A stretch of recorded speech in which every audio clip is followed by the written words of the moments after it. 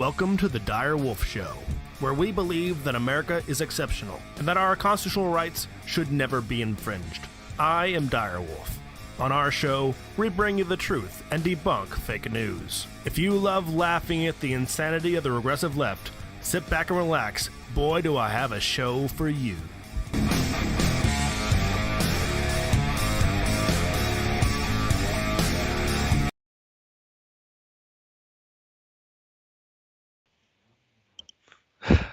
Yeah, I forgot to tell you that your audio's hot, and you didn't remind me. Yeah, you're right.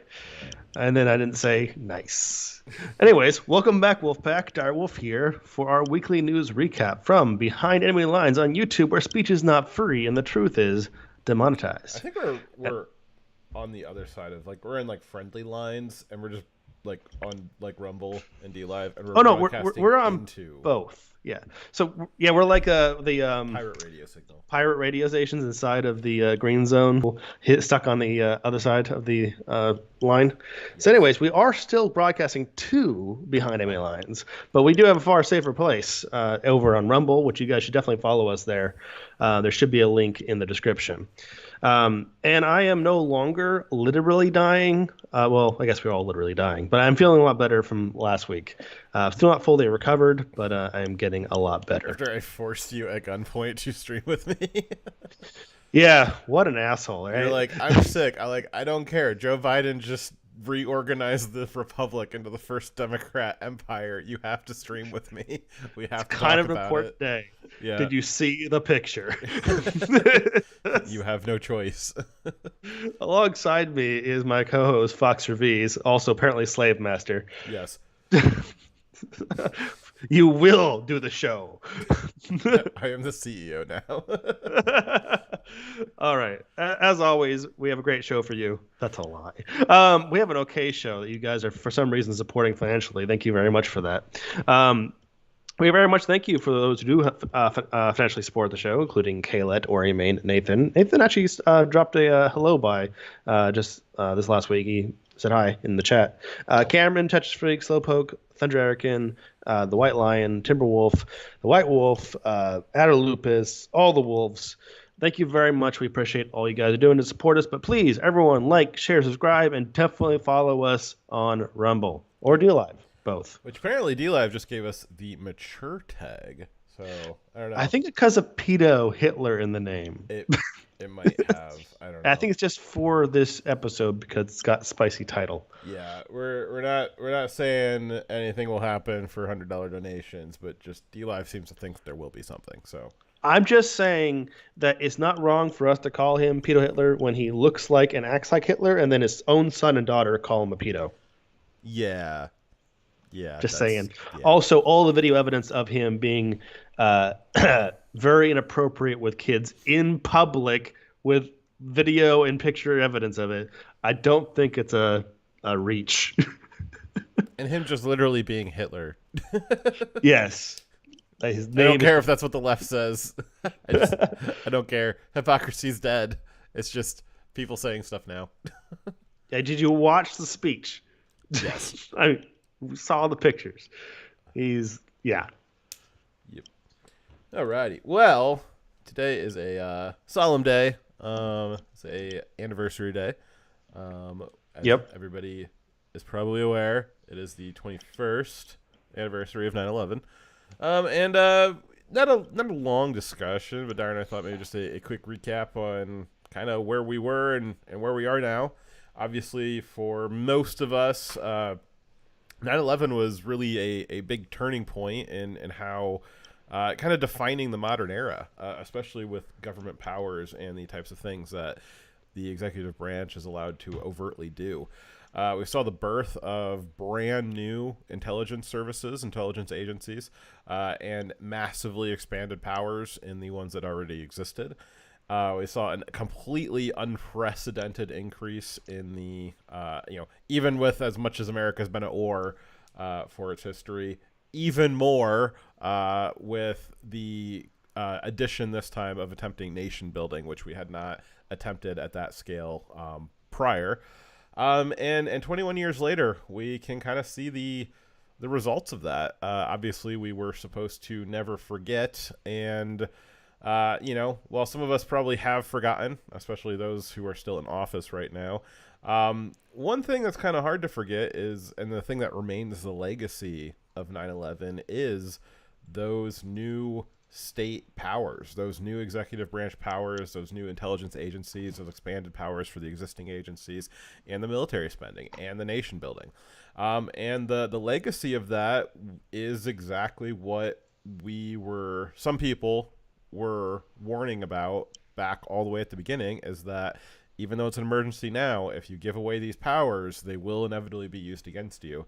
And what do we see now is you have the Department of Homeland Security and in conjunction with the FBI and the other agencies being led by Joe Biden right now, declaring that MAGA is a threat to the foundation of this nation, and not just declaring that your beliefs are a threat to this nation, that you are in fact the real terrorists.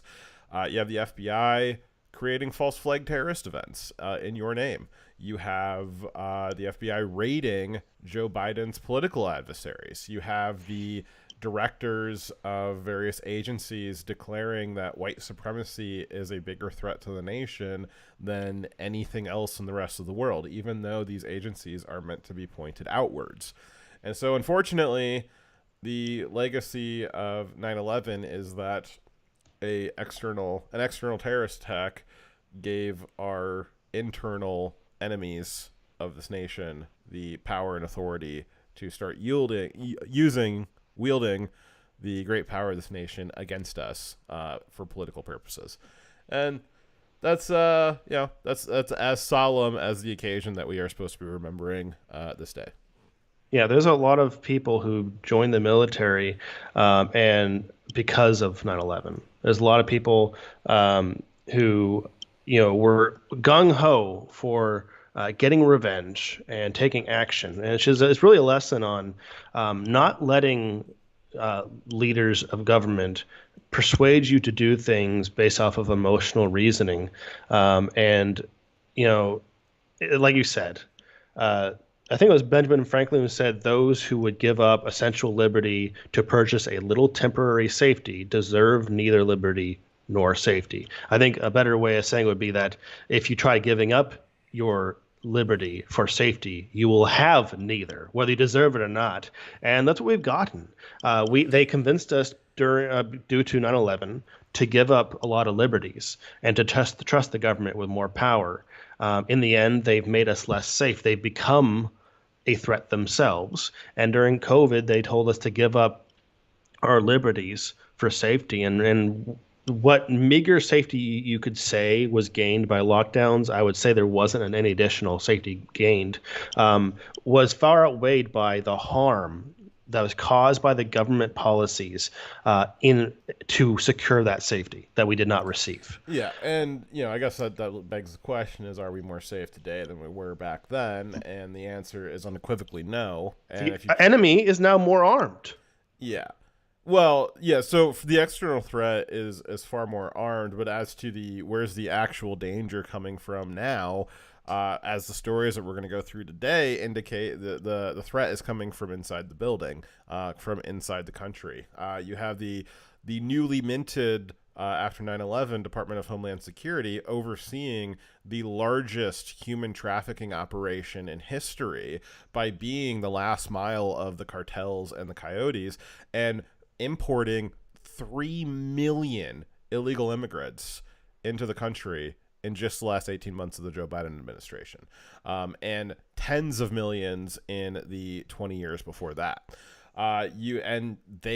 They pose a very real and tangible threat. Even just last year, when we brought over 100,000 unvetted Afghan migrants that would then go on to several of them rape and murder American citizens. You have threats from the FBI just allowing Antifa, the Democrat foot soldiers, to run rampant. And if Antifa doesn't get you, well, then the FBI will come get you themselves. They have been raiding Trump. They've raided Several identifiable. There's been some claims earlier this week that I'm not going to go into, but there are several people from the Trump campaign who have been raided over the last several months. People who were in his administration. And so you have this kind of pincer movement now of if the Democrat foot soldiers, the Antifa militia doesn't get you, well, then Joe Biden's state actors will. And the Department of Homeland Security is, making sure the pot's stirred with all of these illegals, potentially at best voting, at worst killing and murdering you.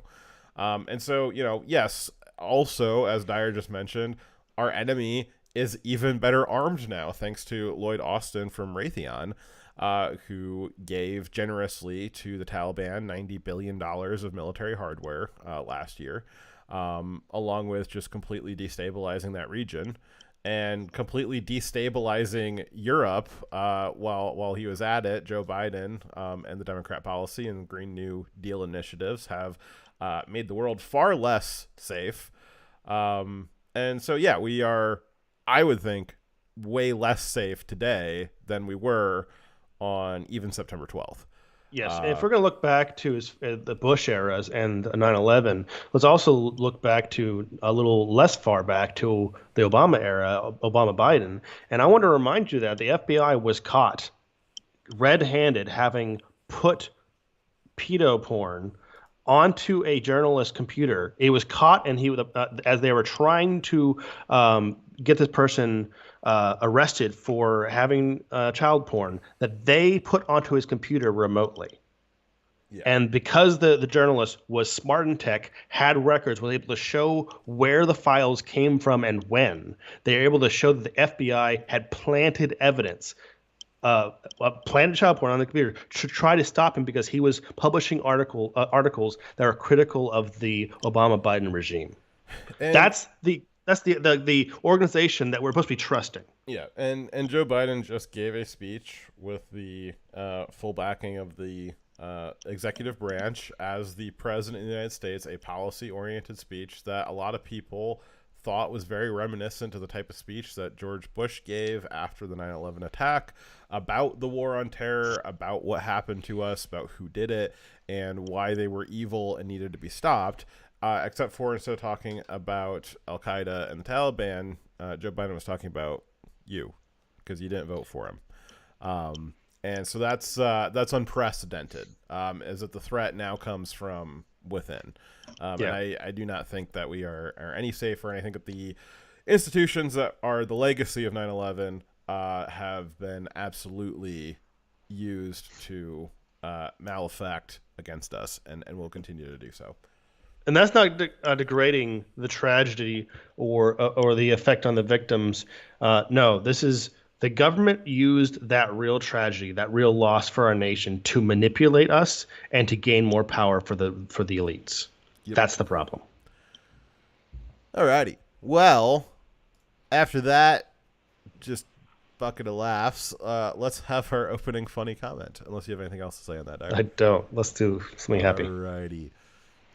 Let's see here. So, Joe Biden had some, a lot of people have been criticizing Joe, right? Because, you got the worst economy ever. You got just crime and just the most unstable global conditions that we've ever seen since, like, the last World War. So Joe's trying to get out ahead of that message by letting you know he has been doing some stuff. And what has he been doing? Well, we'll let you decide. And you know how much I'm reducing the deficit this year? $1,500,000,000,000. That's right. He's reduced your deficit 1,000 trillion. 1 trillion billion gajillion. Reduce your deficit. Badabadoo. Dyer, did you know that he reduced by $1,000 trillion? I'm still confused what he means by that. Well, clearly he the reduced deficit this year. I believe that he was trying to say that he had reduced the deficit this year. However, he just compressed that into like 4 syllables. We went over that last show or the show before that about how simply choosing to spend less money more than you make is not a good thing.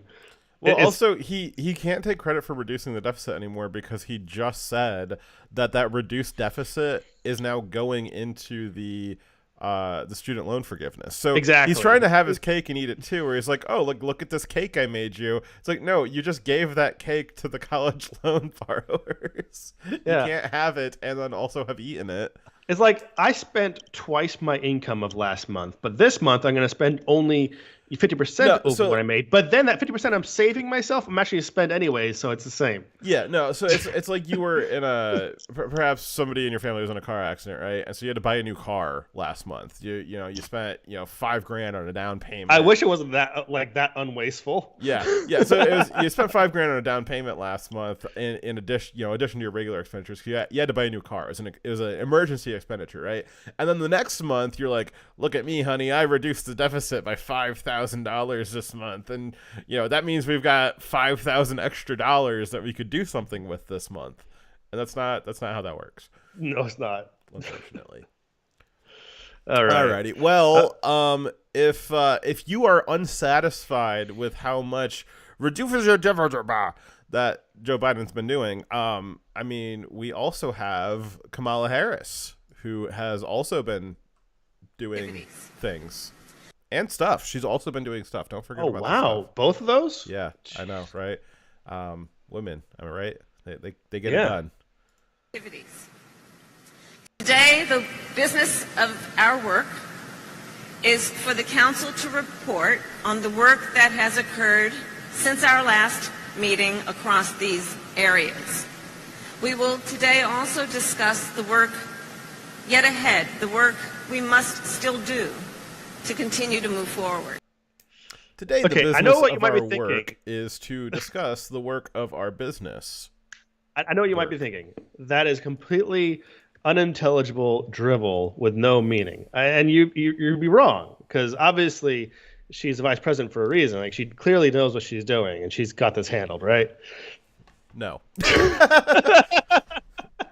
Oh my gosh. As a good attempt at setting up a premise, I reject it. The only reason why you understand what she's saying is because she's just so vastly smarter than us, right? Yeah, I mean, if I was more intelligent, I probably would be able to grasp the business of her work, about business working. There was a scene from the original Lego movie where Rainbow Kitty says business, business, business, numbers, and the executive board was very impressed with her speech, and that's essentially the same speech that Kamala just gave. Was business, business, work, numbers, stuff. There's this funny reoccurrence that's been happening over and over again. It's where her speechwriters keep quitting. I wonder why. And I have a feeling it might be because she doesn't actually read the scripts or the speeches that she's given, and just goes off the cuff and says brilliant stuff like this. See, the problem with Joe is that he cannot articulate individual words in a coherent way.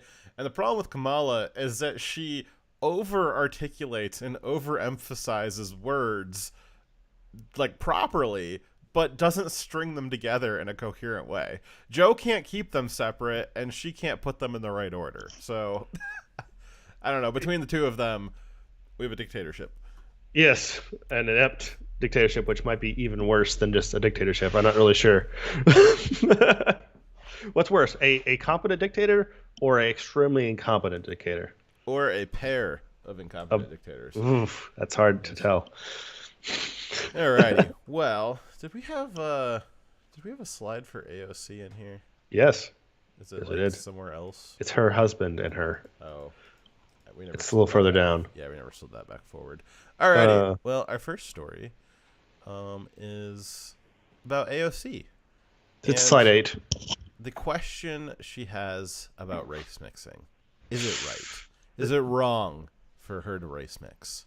The question. It's the question. It's the question great question. Like, everybody who's not a racist does not have. Does she have a solution for the white person question? Probably. Alrighty, so we didn't want to do a long time on this story, but it was kind of funny, and a lot of people were talking about it, so I guess we are too. We just want to give a quick shout out to AOC this week, who seems to have made it to September largely unscathed. It's a big deal that AOC made it to September because AOC herself called her life expectancy into question when she did an interview with GQ a few months ago. Yes. In the interview, she recounted the difficulties of her daily drive to work on Capitol Hill. And that new Tesla she just bought. Yeah, she's got such a difficult life, So how did she get a Tesla? Like, I don't know. I guess she's been in Congress for longer. She got a Tesla before the shortages, so never mind. Yeah. I'll allow it. I mean, they do make an absurd amount of money to be in Congress as well. It's actually not that much money. It's only like, I mean, it's a lot of money for like. It's 148,000 plus expenses. Yeah, but she's living in DC. It's pretty expensive cost of living there. But where is she really getting her money at is we know that her boyfriend received something like $1 million from her campaign funds by having this like side corporation that they were doing expenses to. So that's where she's getting a lot of her money at. It's not that, what you said's not true, that, they do get a lot of salary, but that's not enough to do what she's been doing with her money. I think that they shouldn't get you paid at all, and that it should be it should be a sacrifice to be in government, because then we're by actually encouraging sacrificing our government officials. Yes, exactly. After their term's up, they are sacrificed. Yes. Anyway, so under the Harvest Moon. So given the crime rate, the illegal immigrants surge into the cities, not to mention how racist the Democrat Party that controls D.C. is, her fear might be warranted. Yeah. I mean, I'd be scared to drive through D.C. right now as well, actually. Yeah, I mean, Democrat cities in general, but particularly D.C., high crime rate, and lots of feces and homeless, and like you said, the surge of illegal immigrants in the cities, burning churches. I mean, that's where Antifa has carte blanche to do whatever they want. The police have been defunded, or in those cities as well, so they are less capable of responding. Yep. All right. So in AOC's interview with GQ, she said, quote, "People ask me questions about the future. And realistically, I can't even tell you if I'm going to be alive in September." Well, guys, it's September, and she is still alive. So. Woo! She made it. Yes. Skin of her teeth. My goodness.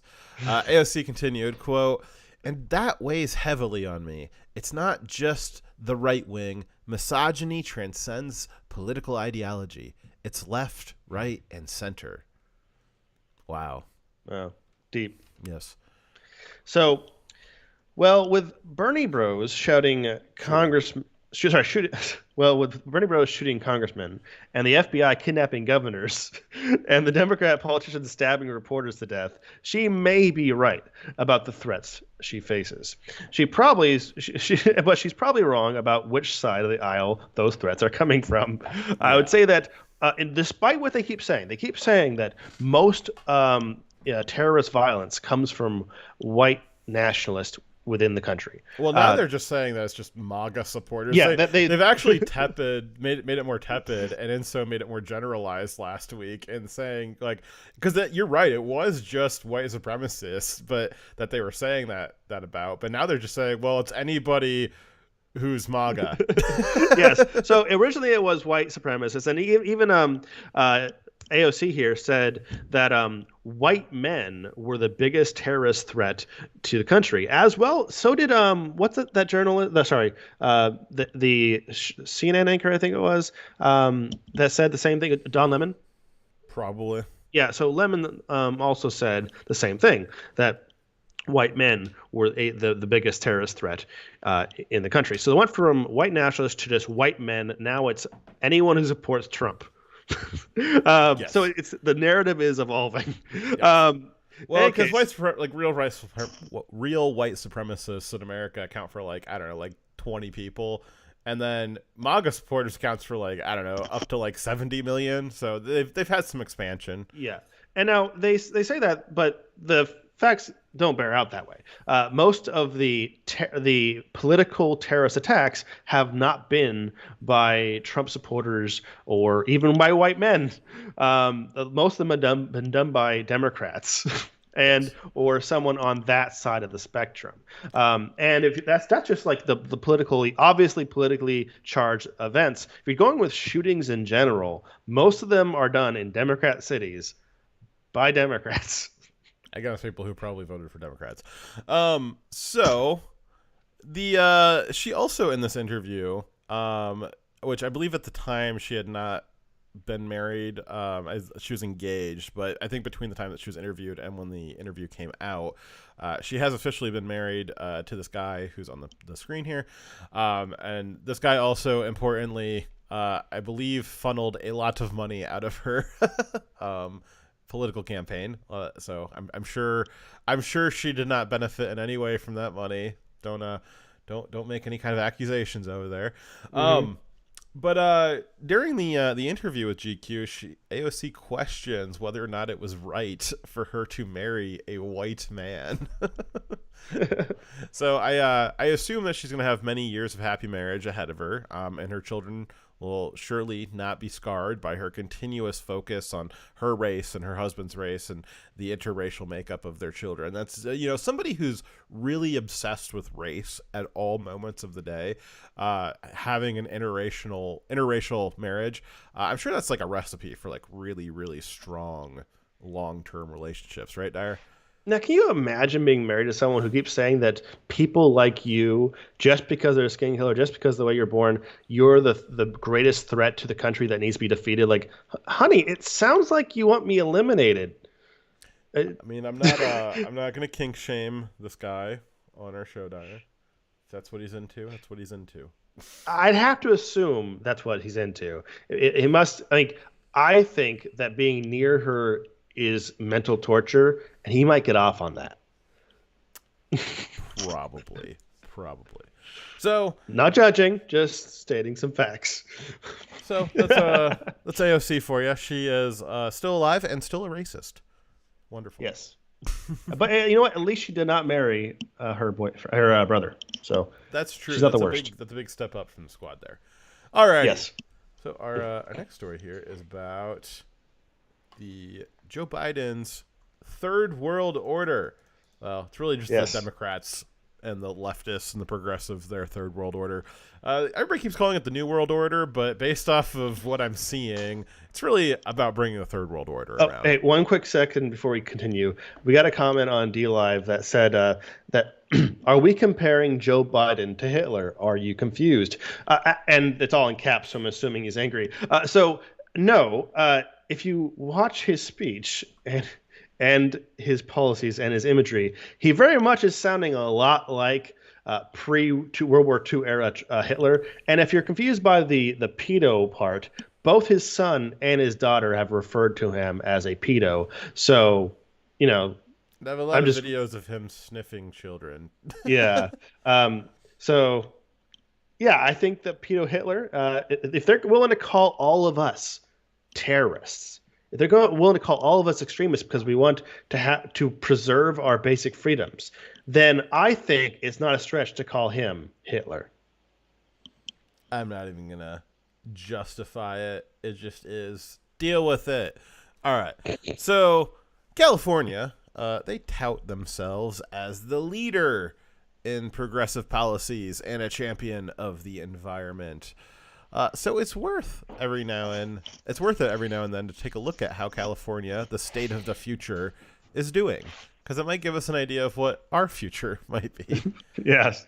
So not well, it turns out. From the Daily Wire, California Democrats made fun of Texas for power uses. Now he's reminding his state that to brace for blackouts. That's referring to the Governor Newsom of California. No. No? Nope. Sorry, you just needed to read that. I got the rest of it. Okay. All right. So from the Daily Wire. All right. So Rep. Eric Swalwell reminded residents of the Golden State to reduce their power consumption on Tuesday to avoid blackouts, less than 2 months after he mocked Texas for similar problems. And the reason why Texas and California have the same type of grid issues is because of, well, they both have green policies for their energy grid, which is ridiculous. All right, so in July, the Electric Reliability Council of Texas asked residents to cut power usage to prevent rolling blackouts, which officials did not need to implement as a result of residents and businesses voluntarily reducing consumption. Swalwell responded on social media with a jab at the state's tighter abortion regulations. Texas, where Republicans provide plenty of energy to control your body, but no energy to control your thermostat. So Eric Swalwell trying to relate abortion to electricity usage, which is kind of weird if you remember that story. Yeah, where they were burning babies. Yeah, that story in D.C. that was burning. They were burning babies at an electrical plant for power. I could continue to explain what I just said, but if you missed that episode, it was all in that episode. But it's literally what I just said. There's really not. If I explain it, it doesn't make it any better. But yes, in D.C., there was an abortion clinic that was sending babies to be burned for electricity. So that happened. Perhaps Eric Swalwell is referring to Texas not having enough babies to burn for their electricity, which is weird because certainly California has plenty of babies to burn for electricity, but it's not working there either. It's almost like babies are not a viable energy source. I imagine the amount of, energy that goes into making the baby versus how much energy you get out of the baby is not a great. It's more like energy recovery rather than like, yeah. I don't know. So maybe we should just eat them instead. No, we should not do that. Oh, yes, that's what I meant. On Tuesday evening, however, the California Independent System Operator narrowly averted imposing rolling blackouts, even though tens of thousands of residents experienced disruptions to their power supplies. Meanwhile, Swalwell amplified the agency's call to avoid using major appliances and to set thermostats to 78 degrees or higher. Let's keep the lights on in California, he said on social media. So, 2 months ago, he's saying, well, Texas doesn't have enough electricity because they didn't kill enough babies. And then now he's like, well, we're all in this together, I guess, because California also doesn't have enough electricity. Maybe you shouldn't be throwing stones if you live in glass electrical grids. It's insane that they're moving to electrical vehicles, or they're trying to make it so everyone has to move to electrical vehicles. And then they also, at the same time, don't have enough power to run the basics. Let alone, and they're also saying, don't charge your electric vehicles because we're, a shortage on power. Come on. Yeah. And what's their plan for expanding power supply in California? See, the thing is that they're not talking about the real solution, Dyer, is not that everybody who has a car now will have an electric car in the future. The real solution is that they'll just have less people with cars. That's the real goal by 2050. Right. Yeah. And possibly just less people. Yes. Because, all the sane ones are going to Texas and Florida, and probably a lot of other ones are going to starve to death. Yeah. Now, that's why we call this the third world order rather than the new. But what that does do is if you make it so people can't afford vehicles, it forces a lot of people into the cities. Yes, and onto the subways where they can then be stabbed by other Democrat voters. Or congressmen. Yes. Alrighty. No, that guy wasn't a congressman. I know, but politician, whatever. Yeah. There's a difference. Governor Gavin Newsom also reminded citizens to cooperate with state authorities to prevent blackouts. Quote, "You've stepped up to help in a big way to keep the lights on so far, but we're heading into the worst part of this heat wave," he said in a video statement, "and the risk for outages is real and immediate." And here's Gavin Newsom himself to say that. California and many other Western states are experiencing simply unprecedented temperatures. In fact, this heat wave is... It's so hot that he's wearing a swacket. Unprecedented. Come on. Okay. So I used to live in California for a long time, and they had heat waves then. They've always had a lack of water. They had to ship in water. Were always telling me year after year, oh, we're having a heat wave. And they had rolling blackouts when I was living there on a routine basis. So it's not like this is a new draw of power. It's not a new problem. They've known they don't have enough power produced by PG&E, the local power company. They don't have enough, and they've known it for a long time, and they just haven't invested in reliable power They haven't done anything for nuclear. They haven't expanded their coal. They have done some removal of coal and putting in solar and wind power, and they haven't fixed the problem.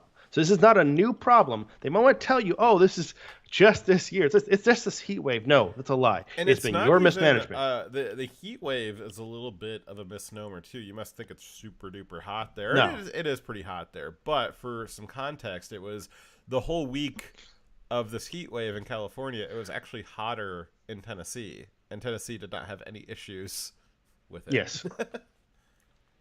Nor did they call it a heat wave. It was just exactly. It's Tennessee. hot for California, which is not that hot. Yeah. Alrighty, so let's keep listening to news. Is on track to be both the hottest and the longest on record for the state and many parts of the West for the month of September. Californians, you've stepped up to help in a big way to keep the lights on so far, but we're heading to the worst part of this heat wave, and the risk for outages is real and it's immediate. These triple-digit temperatures throughout much of our state are leading, not surprisingly, to record demand on the energy grid. Everyone has to do their part to help step up for just a few more days. Individuals, the state, industries, business, all doing their part to help reduce strain on the grid. Now, here's specifically what you can do. In the early morning hours, particularly tomorrow and the next day or so, pre-cool your home. Run your air conditioning earlier in the day when more power is available. And we encourage you to close your windows and blinds to keep your home cool as well. And today and tomorrow afternoon, after 4 p.m., in particular 4 p.m., please turn your thermostat up to 78 degrees or higher and avoid, to the extent possible, You can tell that he's in a 78 degree or higher room because of his jacket that he's wearing. Yes. Which appears to be like decently thick. I don't even know why you would need a jacket of that style in California at all, like at any point in the year, maybe in the north part, but that's a pretty warm jacket that he's got there. I feel like in a first world country that it is one of the biggest failures of a state if they can't even provide electrical power, reliable electrical power. That's one of the requirements for a first world nation, isn't it? Yes. Well, what I was kind of sad or ironic here is that you've got right now, because of quote unquote global warming, oh well, California's too hot, and we're gonna have to turn off life-saving utilities like air conditioning, and then in a couple of months here, and you're already starting to see the panic in Europe, but you're going to start seeing panic in North America as well. People are going to start freezing to death because energy is just too expensive, and in Europe it'll just be completely unavailable. And it's going to be a matter of about 4 months before those cold temperatures start hitting, and people are again, oh well, it's because global cooling or weirding or climate change. It's just, no, places have seasons, they have temperatures. Sometimes those temperatures get a little extreme, but we're humans and we have the technology to overcome it. It just merely requires investment. How much money did the state of California spend on, I don't know, let's just say LGBTQ plus issues? And even just child drag shows. How many nuclear power plants could that have built? How much did they spend on that bullet train to nowhere that they sank like several $million, like $20 million into, and just never finished it? How much of that could have gone into a nuclear power plant? They are pulling water. There's too many people in California, even though everybody's like leaving it now. But as Dyer said, there's never been any drinkable water in most of the state of California. Not in Southern California. Yeah, most of that water comes from the Colorado River, and they've pretty much tapped that thing completely. And so they're stealing water from other states and then saying, well, the issue is that it's climate change. That's why we have no water. No, you have no water because you never had water. California not having water isn't because of climate change. It's because it never had water. That's why. In 2007, the water table in Northern California, the only place that actually had any natural water reservoirs, was dangerously low, and they were getting water from other states. Yeah. 2007. Just saying. So it is mismanagement. It is not global warming. Yes. I don't know. Democrats need to stop like congregating on coastlines with no resources and then complaining when, I don't know, the weather's bad.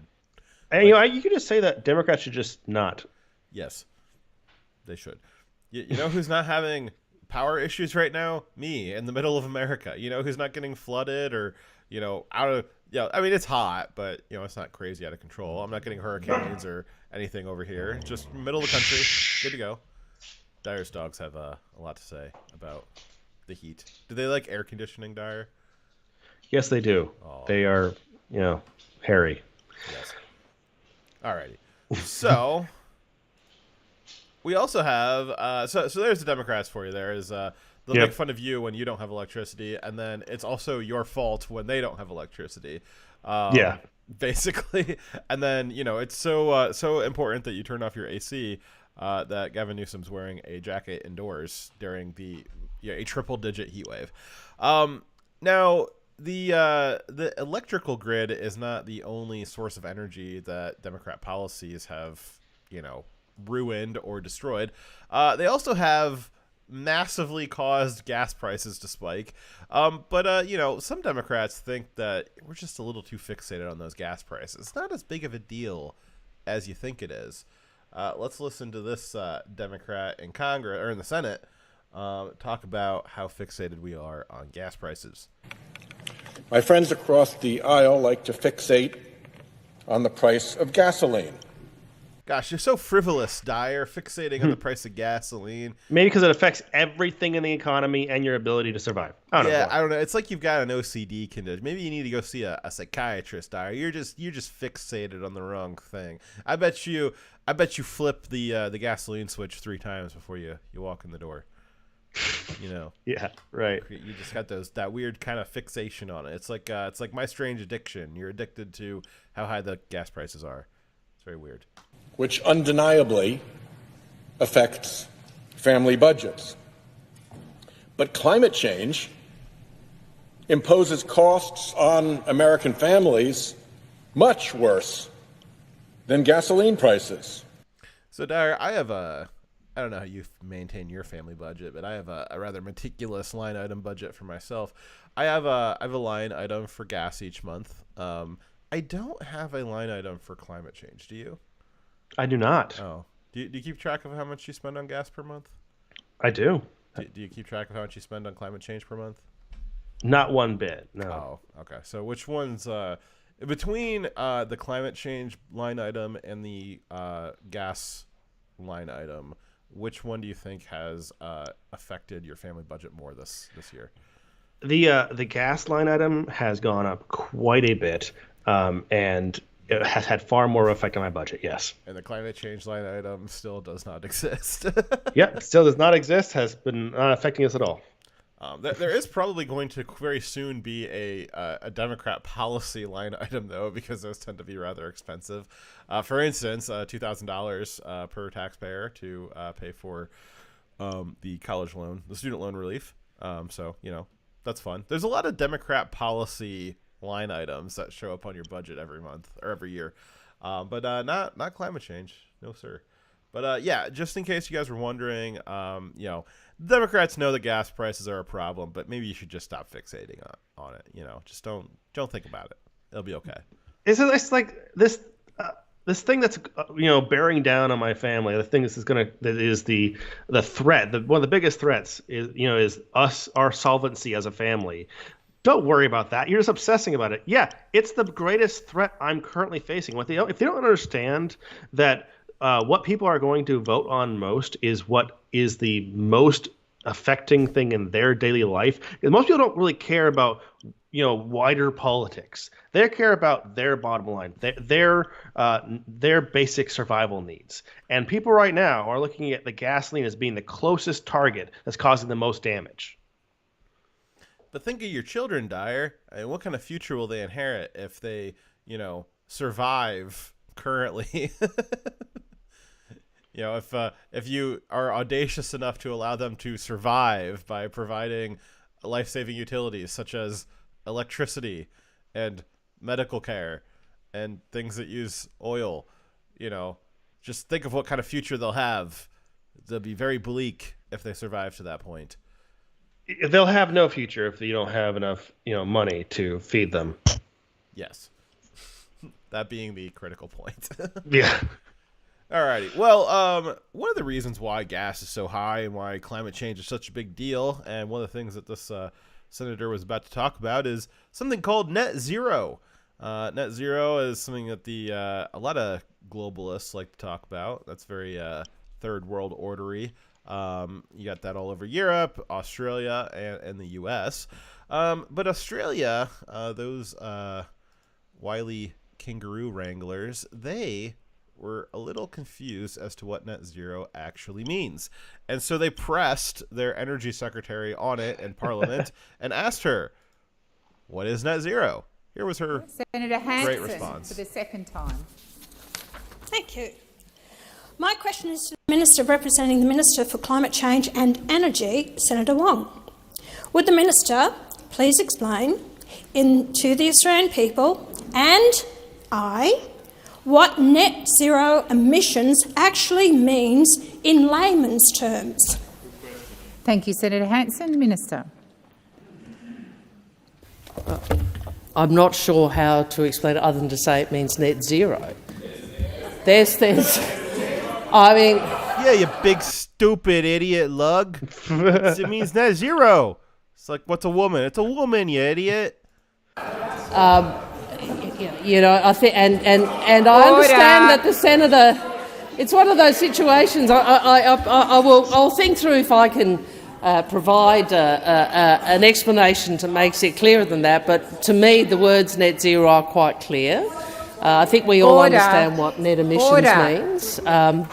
I am reminded of a time when I was Climate Minister, and I think Senator Fielding wanted an explanation, and I got in the Chief Scientist to try and take him through it. And we did get to a point where I thought, I don't actually know, and neither did she at that time, how to break it down any further, but I will have a think about that. So even the best scientists in Australia, they tried to figure out how to define net zero, and not even they can define it. The Minister of Environmentalism in Australia can't define net zero. That's insane. Net zero is just a buzzword to refer to a concept that does have a definition. Well, it's meant to refer to a suite of policies, and those policies are, well, the results of those policies, we're seeing those right now with just record sky-high energy prices, energy unavailability in some areas, supply chain shock, supply chain unavailability.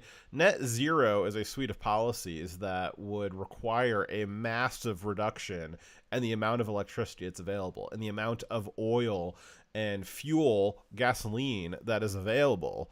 That is what net zero means. And if you were to actually define it by those suite of policies and what those policies would actually Nazi do. fags. How dare you? Jews in the... Why would you do that? It may be triple digits in California, but it was in the upper 40s here in Missouri when I woke up this morning. Only got up to the 70s today. Maybe if California didn't hate God and common sense energy policy, they'd have fewer problems. I agree. Well, I think God is California is turning into hell, if you think about it. I mean, can we just set off some nukes on like the San Andreas and just like have like the whole chunk break off and just float them into Hawaii? Well, then Nevada would have beachfront property, and that'd be great. That sounds awesome. Alrighty. Yeah, so that's thank you very much for the donation there, Triumvirate. And yes, I agree with all your points. It's funny because I'm also from an area of the country where water and rivers is just extremely abundant. We have, seasonable changes in weather and not any kind of crazy coastal hurricanes or anything like that. And we do relatively well for ourselves. And it's just amazing that when you live in a hospitable region that, it just happens to be hospitable. And when you live in an inhospitable region that you've imported hospitability to, I was trying to make a word there and it just did not work. When you try to import all those extra resources to it, any kind of disruption in that import causes massive problems for your people living there. And maybe we shouldn't be living in places that can't support human life, like California. Maybe not. Maybe that was a bad idea. I think it did support a certain amount of human life, but the amount of human life they've tried moving in there has overwhelmed the available resources. And the problem with having a community based off of a import resource economy where they can't survive without bringing in resources from other places. And the problem is when there's disruption to the supply chain, when those other states have problems that don't allow them to then provide you that reliable influx of supplies, now your people are going to be at risk of being without those life necessities that keep them alive. Well, and there are solutions for California, right? I mean, they could be building nuclear power plants, and they could be building desalination plants on the ocean. There's a lot of solutions that they could be going for and investing. But it's more advantageous for the Democrat Party to sacrifice the millions of California residents on the altar of climate change than it is to actually invest in their state and build out the infrastructure resources they need to continue living there. They would much rather people live like they currently are, which is like animals in some cases, rather than, forego investment into their favorite green energy startups, or to not be able to rail on Republicans for hating the climate, or to not be giving out jobs to useless degree holders that are discovering the trans mating habits of gay butterflies as it relates to climate change. Because there's an infinite amount of money available if you want to study something that's in relation to climate change. All of that stuff will come to a screeching halt if they just solve the problem. And, well, we can't have that. Yeah, absolutely. The import economy that California is living off of right now is completely a choice. Yes. So, but back to this Australian girl here. So, yeah, I mean, what's net zero? Well, you big dummy, it's net zero. Dara, you probably regularly have to explain the meaning of names and terms in presentation format to your superiors, which if this person's the minister of something in the Australian executive branch, she probably does report to Congress or to their parliament. So, I mean, would this kind of an answer fly in your world? No, I have to be able to explain it. Now, I know what net zero to me would be, to me would mean, and whatever the thing is, we'd have to be producing no more than we are removing or costing, right? So I understand, but that definition of what net zero of a thing is does not describe fully the consequences, the policies, the nitty gritty of what we need to do to get that. And that's what the person I think is getting at. Like, okay, I know what the meaning of that term means, but what does it mean for policy? Right? Because how you interpret that is very important. But no, like if I give a briefing on something, I need to be fully aware of the and be able to explain the words I'm using. Another thing that this does is this signals to other people who are even on their side that you're not allowed to ask questions. You can see that she immediately laughed, made fun of the person that was asking, made fun of people who've asked her previously. And so now it's known in the Australian government that if you have any kind of question as to the validity of this, as to how we're going to accomplish it, as to what some of the targets are going to be, well, you're going to get laughed at. If it is not socially acceptable for you to question net zero, it simply must be, and you are either going to do it or you're going to get out of the way. Because we will put social pressure on you. It has to do a lot with the general Marxist way of controlling people. So, like, they are anti-critical thought, anti-intelligence. They don't want you to ever think about the reason why or the effects. They just want you have to be loyal to the cause. Whatever the leadership of the cause are saying, this is what we're going to do, this is what we're supporting, you have to blindly support it. You can't ask why. Otherwise, your free thought is evidence that you are one of the bad guys that's opposed to the movement. Absolutely. Alrighty, so just to cap off how's the third world order doing? This week, New York City declared a state of emergency because they've detected polio in the city, which is just, we had that eradicated in the 50s, and thanks, New York. I'm sure that has nothing to do with how filthy your city is. And then just in general, which leads into some of our other stories here, is just crime is absolutely off the charts everywhere in the Western world, but especially the places that we care about, like America. That's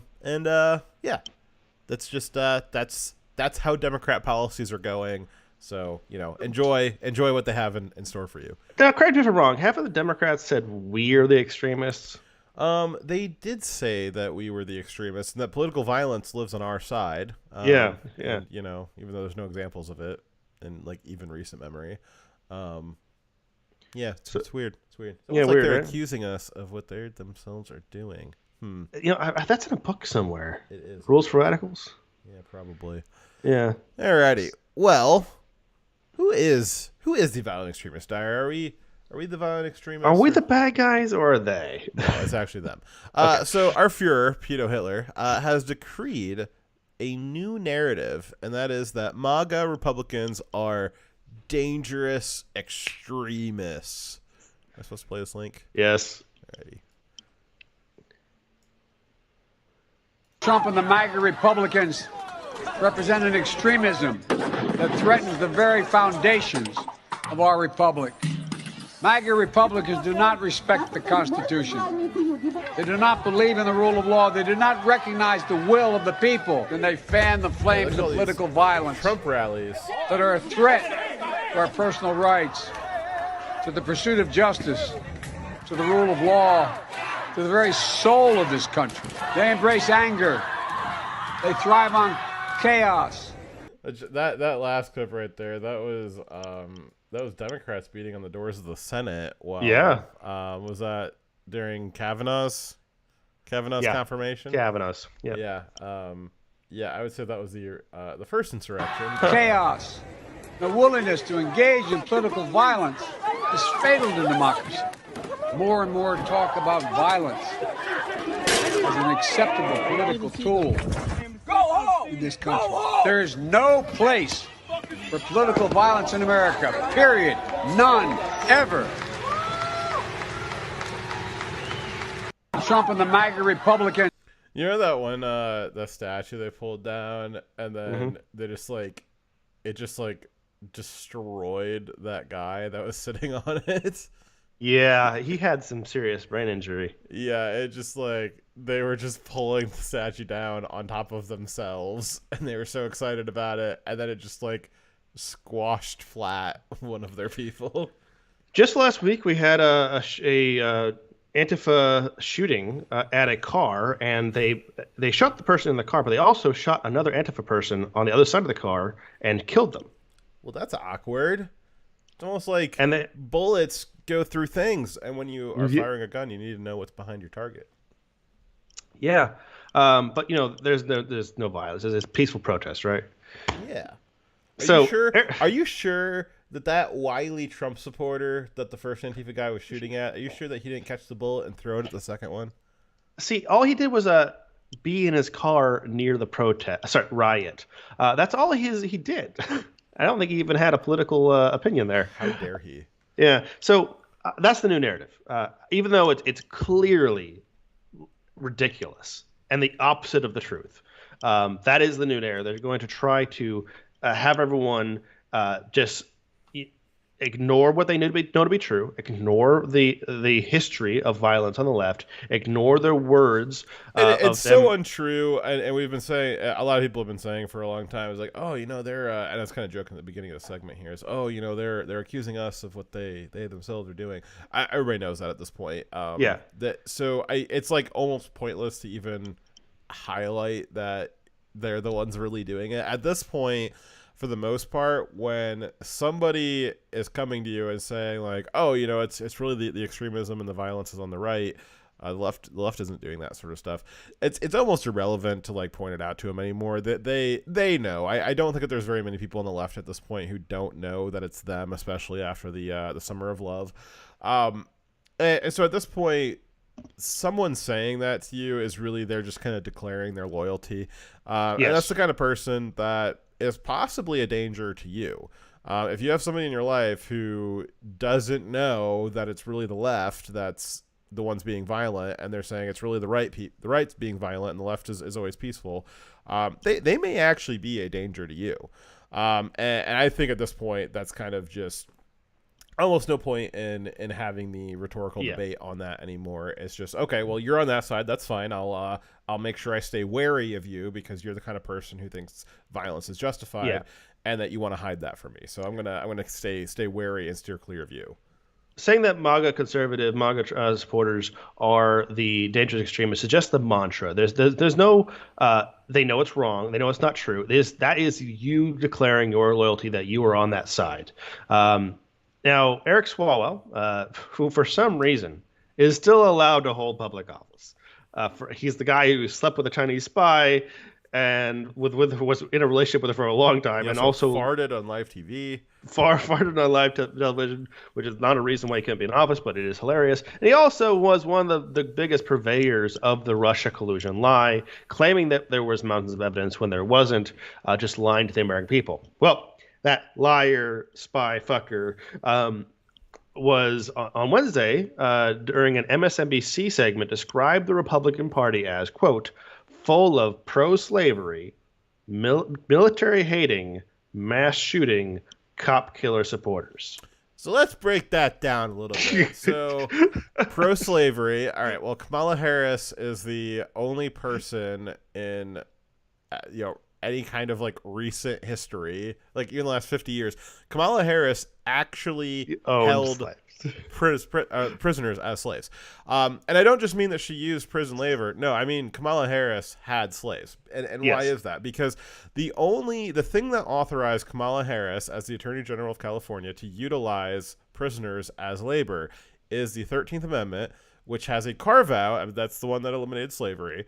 It has a carve-out for prisoners. So slavery is abolished except for prisoners. And so the thing that authorized Kamala Harris to use prisoners as labor is the thing that said you're not allowed to have slavery except for prisoners. So therefore, that is like, am I really grasping at straws here, Dyer? Or is that no, you're not. Slavery?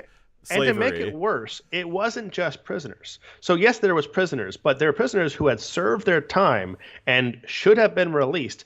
But she made the argument that they should not be released; they should be held longer because the state of California needed the labor badly. Yes, and they were being sent off to fight wildfires, which was caused by mismanagement of the forest. So Kamala Harris, who's current vice president, is a slaveholder. She also comes from a slave-owning family from Jamaica, but we won't punish her too much for that. All right, so military hating. Dyer, you want to take that one? Okay. The vast majority of the military are and have historically been conservatives. So I highly doubt that makes sense. Any sense that they hate themselves. Was it Republicans that called you guys baby killers? Yeah, it's been the Democrats for all of history that have been criticizing the military, saying that the military members are evil for doing whatever thing they don't like about the foreign policies. The Republicans have historically said that they don't like the wars, but they support the soldiers. Whereas the Democrats say we don't support the wars unless it's one of the ones they support, right? But we don't like the troops. And it was Democrats who would put U.S. troops in jail, accusing them of war crimes and shit when they put them in that situation in the first place. And so it is ridiculous on its face. You look at any Trump or conservative rally or event, and they're always praising the military. is not the Democrats that do that. If they at a a Democrat rally, at an Antifa rally, they don't praise the military; they hate them. Now, the Democrats have at least twice in recent memory ordered uniformed service members to be present and appear to endorse Democrat Party events. One being the Democrat primaries, where they had I don't remember, were those Air Force or National Guard in Guam that they had stand at the national the Democrat National Convention during the I think it was Air Force, but I have to check. Yeah, and then you also had the speech from 2 weeks ago where Joe Biden presumably ordered or implied orders to 2 Marines to stand guard behind him while he gave a political speech about how his supporters are terrorists, or how his opponents are terrorists, rather. Well, they love to hate the military, but also still use them. Just like they love to hate on the police, but they'll still use them. Yeah. Well, and then which party right now is attempting to purge the military along ideological grounds? Democrats. Oh, that's weird. Alrighty. Mass shootings. Well, we're going to put a pin in that one because we have like 2 or 3 mass shootings just in the last 7 days that were carried out in Democrat cities. But, you know, I guess another one that comes to mind is the several shootings that happened during the BLM riots, and in particular the one in Portland where 2 black teenagers were killed by an AR-wielding Antifa member who shot something like 100 rounds at these 2 kids and like killed them, obviously.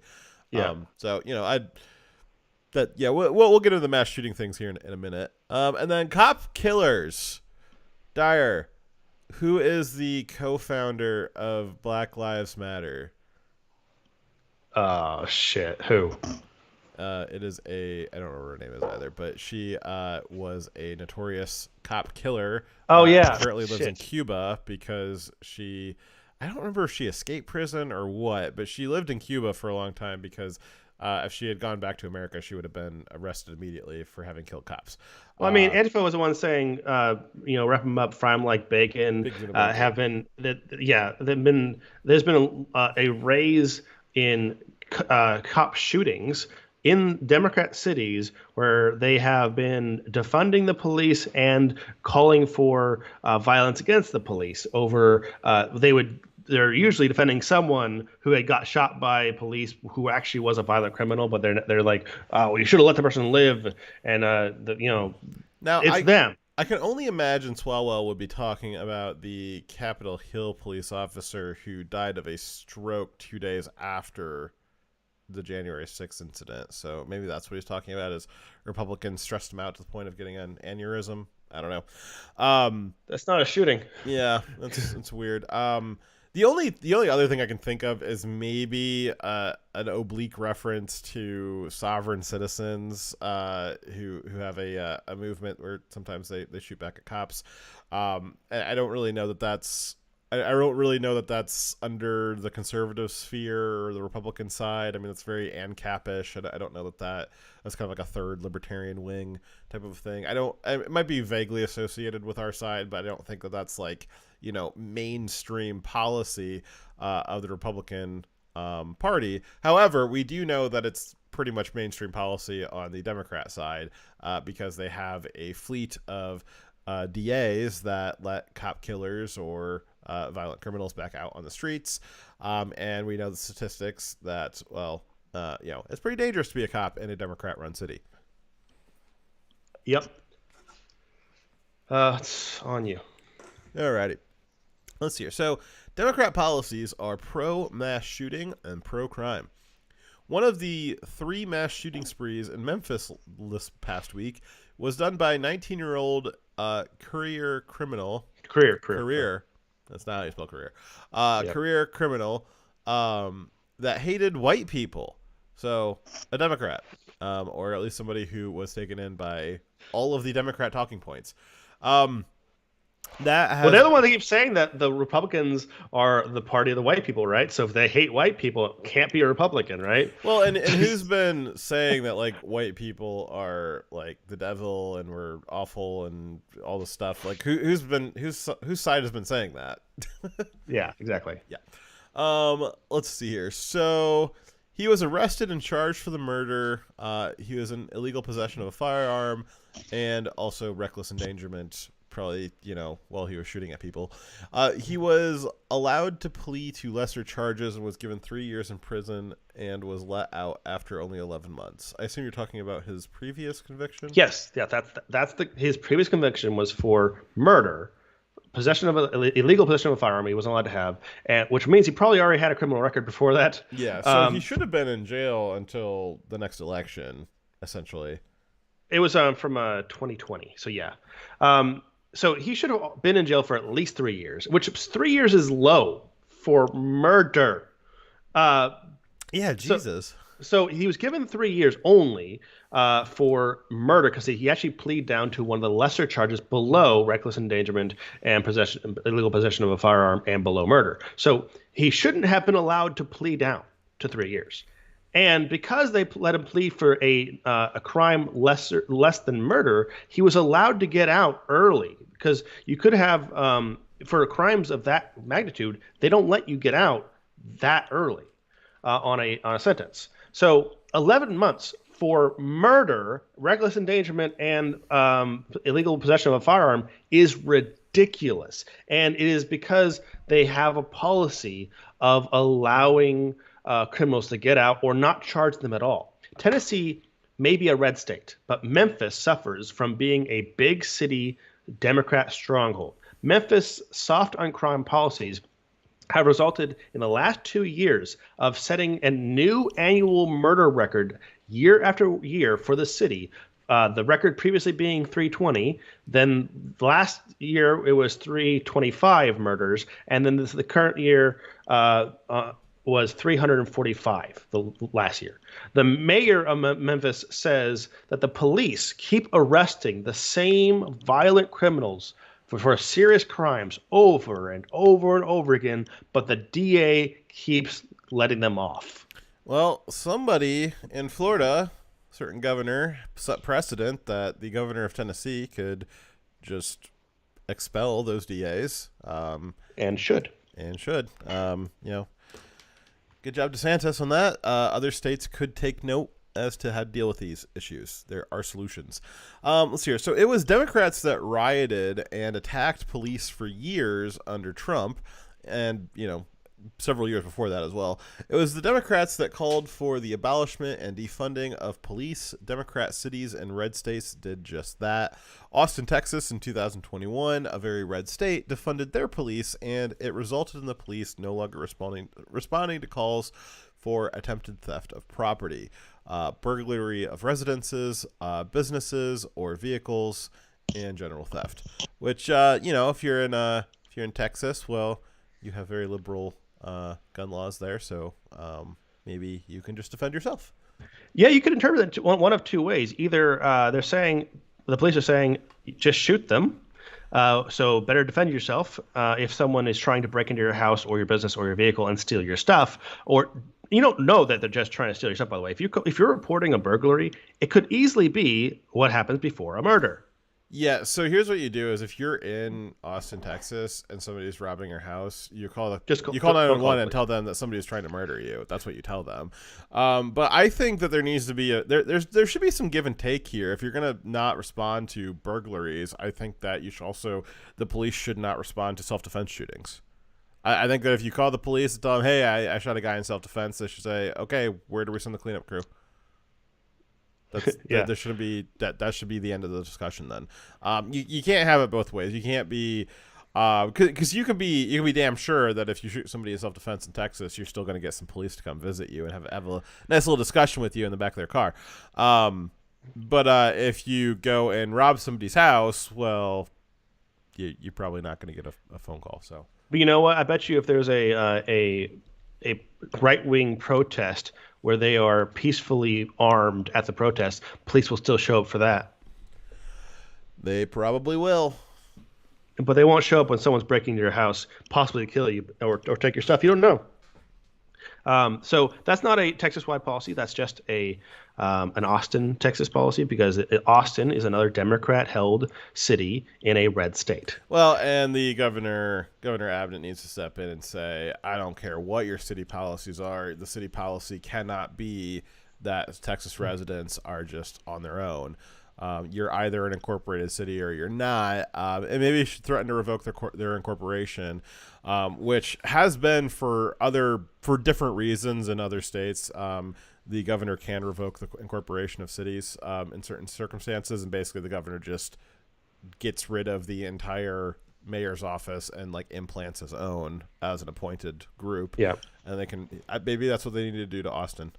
Yeah, I think that's probably what needs to happen, because the government has very few responsibilities, legitimate responsibilities. And at the city level, their responsibility is to provide a certain level of protection through the police and enforcement of the law. That's not really it's for you to be considered a legitimate government that is legitimately serving the people. You must serve the people with the basic services of police, power, water, all those things, the roads. Those are some of the basic responsibilities of a city, right?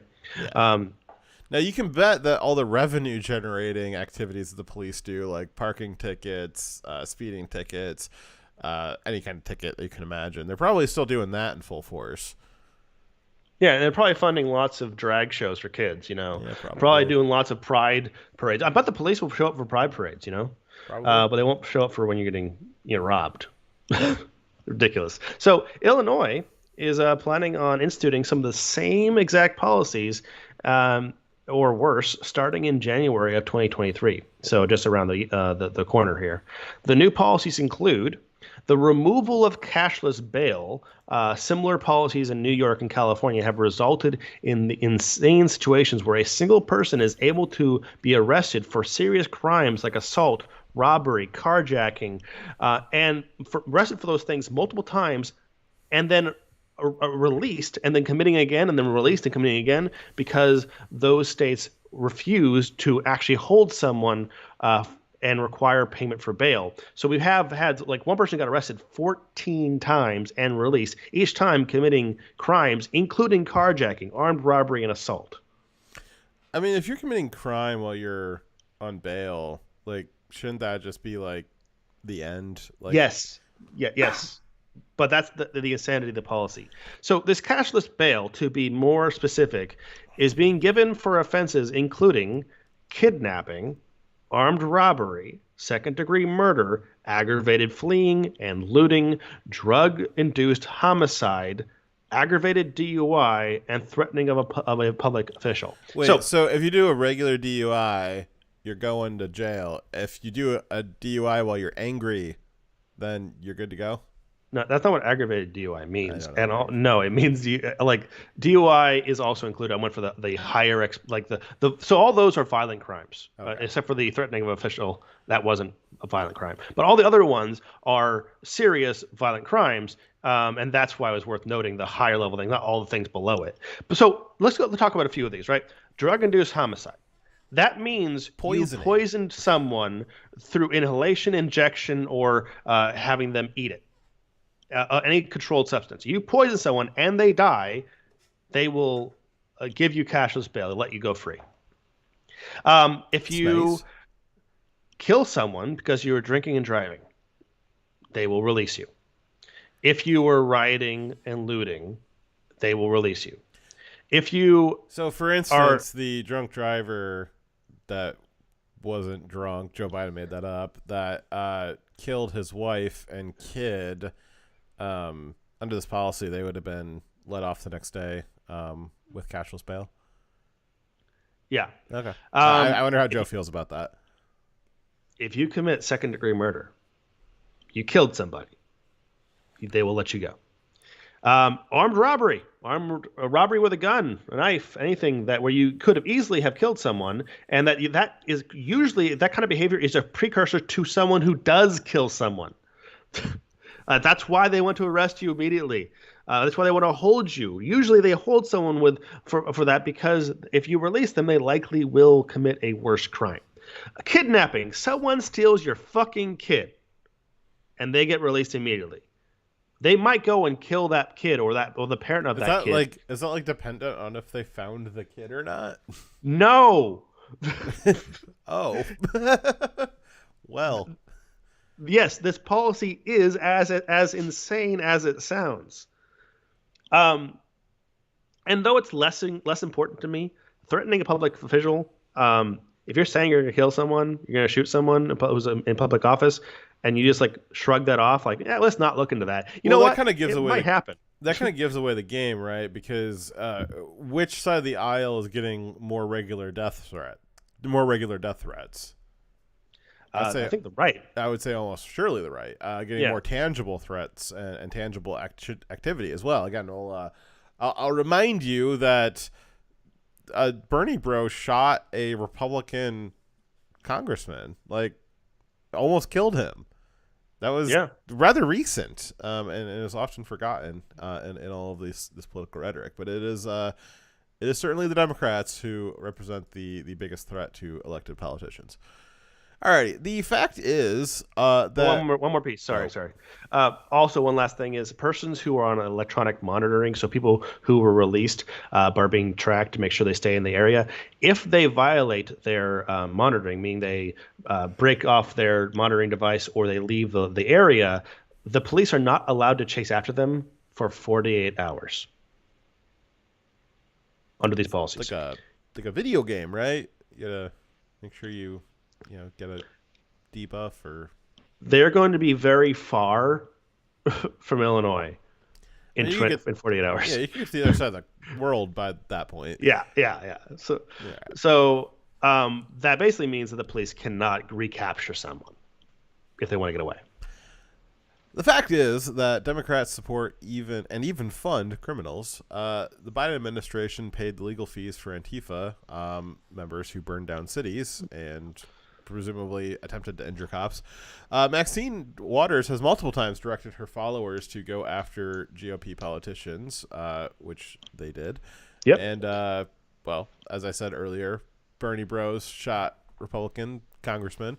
And then Joe Biden said, declared that half the country was violent terrorists that were a threat to democracy and the republic. So I'm sure that there won't be any knock-on effects from that kind of rhetoric for sure. Yeah, for sure.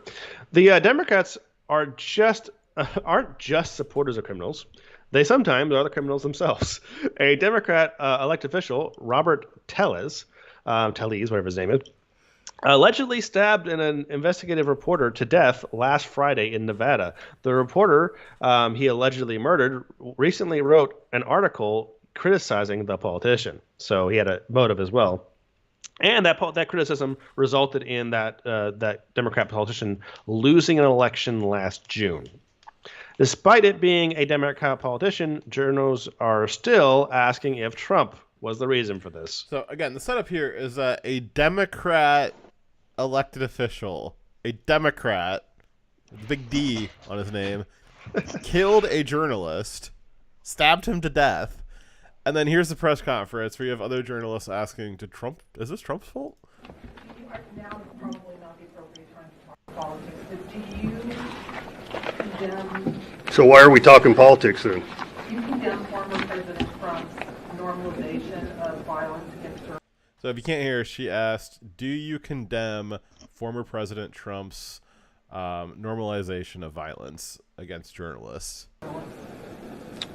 No, I think this is probably the inappropriate venue to speculate on that or opine on that. I think it needs to be stated and noted that it is troublesome because it is a journalist, and we expect journalism to be open and transparent. And so I'll go on to just kind of mumble nonsense about journalists, but it is just out of this world ridiculous that you would ask, is this because Trump normalized violence? This is your Democrat guy. this is, we didn't do this. You guys did this. You, the media yourselves, who are partners with the Democrat Party, and helped create this Trump derangement syndrome. Why would somebody with Trump derangement syndrome then say, oh, well, Trump told me to be violent against journalists, which also isn't true. I'm going to go do it. It just doesn't make any sense at all. I mean, this is so ridiculous of trying to shift the blame from themselves to Trump. And the reality is that the Democrat Party are kind of violent. They are very open to violence. They have normalized violence with Antifa the last several years. They've normalized violence with their rhetoric and what they think that they can get away with because of the way the legal system works and how they have all these DAs everywhere that let the criminals off the hook, and they have all these weak on crime bills. It's the Democrats that have normalized violence against everybody. And it's the Democrats who have this expectation that the media should always be on their side, lapdog 100% of the time, always positive, nothing negative for Democrats. And so I bet you this guy, he thought, well, normally, the media, I'm a Democrat. I deserve to have good media coverage, and this guy's not giving it to me. So, if he's not giving me good media coverage as a Democrat, he must be one of those evil Trumpers. And I know that we're allowed to kill evil Trumpers because so many Democrats have encouraged and gotten away with doing that. And so, yeah, this is totally on their side, and it's completely ridiculous that they would try to shift the narrative at all that this was Trump. And this guy's ridiculous. He should have responded essentially the way I said. You're asking me, did Trump do this? You know that this person was a Democrat, right? You know that this was a Democrat. Why do you think that he would have been led by Trump's rhetoric? Does that not make any sense to you at all? Yeah. Now, something I didn't include in the pictures, but what he was wearing when he stabbed the guy, by the way, is some kind of funny. He was wearing a gigantic sun hat, like that a woman would wear, and a bright orange maintenance vest. Also, it was funny because so he did it. I'm just gonna say he did it. Yeah, he did it. The evidence that they have includes that sun hat, but he also had tennis shoes that had blood on them, and I should have found the pictures for it. I apologize for not doing that, but basically he cut them up with scissors and put them in his trash can, so it was still just a shoe but in 4 pieces, and a hat but in 6 pieces, and they had blood all over them, and he just put them in his trash can. And so they're going to charge him with trying to destroy evidence too, which is funny because I think he was trying to destroy the evidence, but just not. A terrible job. Yeah, normally you would try to burn something like that. That's where you would try to attempt burning that. But just cutting it up with scissors, cutting up a shoe into 4 pieces and putting it in your trash can while they still have blood dripping off of them. It didn't go off with the effort of burying it or something. No, just put it in the trash can. Yeah, I mean, it's just. Okay. At least he's a dumb criminal, right? Yeah, I guess. Well, he's smart, and I don't know. I mean, what's that say about the people of Nevada? I mean, yeah. Good job, guys. I mean, that's pretty classic, though. Democrats electing murderers. Yeah, I mean, they elected a guy who was living at his mom's house and didn't even know he won. He was high when they notified him. Oh, really? Yeah. I forget what state it was in, but there was a Democrat who won. A journalist came to his home of record, which was his mom's house. He was totally high when he came to the door. Didn't realize he won. He was the first alphabetical, by the way. I believe it. Alrighty. Well, more on how Democrats are running their cities. Let's see here. So, we have some new border towns. Not new towns. Towns that used to not be border towns, but are now apparently border towns. And apparently being a border town is a bad thing now. I was informed that it was a good thing, but I guess it's different now. All right. So in April, a House representative from California noted in an article that he published in the Examiner that illegal immigrants were being released by ICE, free to travel the country, being able to board aircraft without needing to provide identification to TSA. His conclusion was that every state was now a border state, and every town is now a border town. The Biden administration's policy to enable the massive invasion at the border, again, 3 million illegal immigrants have been at least tracked since Joe Biden took office. The ones that probably weren't tracked, probably another 50% on top of that, probably were never made it through completely undetected and are not part of the count. Let's see here. This has created a massive economic cost and also human suffering for both the illegals coming over the border and the communities that they are placed in. That said, some communities are suffering far more than others. This disparity in the effects of illegal immigration was a problem that Texas and Arizona governors are trying to solve. 6,000 to 7,000 illegal immigrants are being poured into Texas communities every day. Some of these towns only have 10 to 25,000 residents to begin with, but are now struggling to find a place to put and supplies to care for these immigrants. Yeah. To be clear, that 6K to 7K people coming into the communities a day equates to 200,000 a month. Just to be clear. So we're still at those high numbers. Yeah.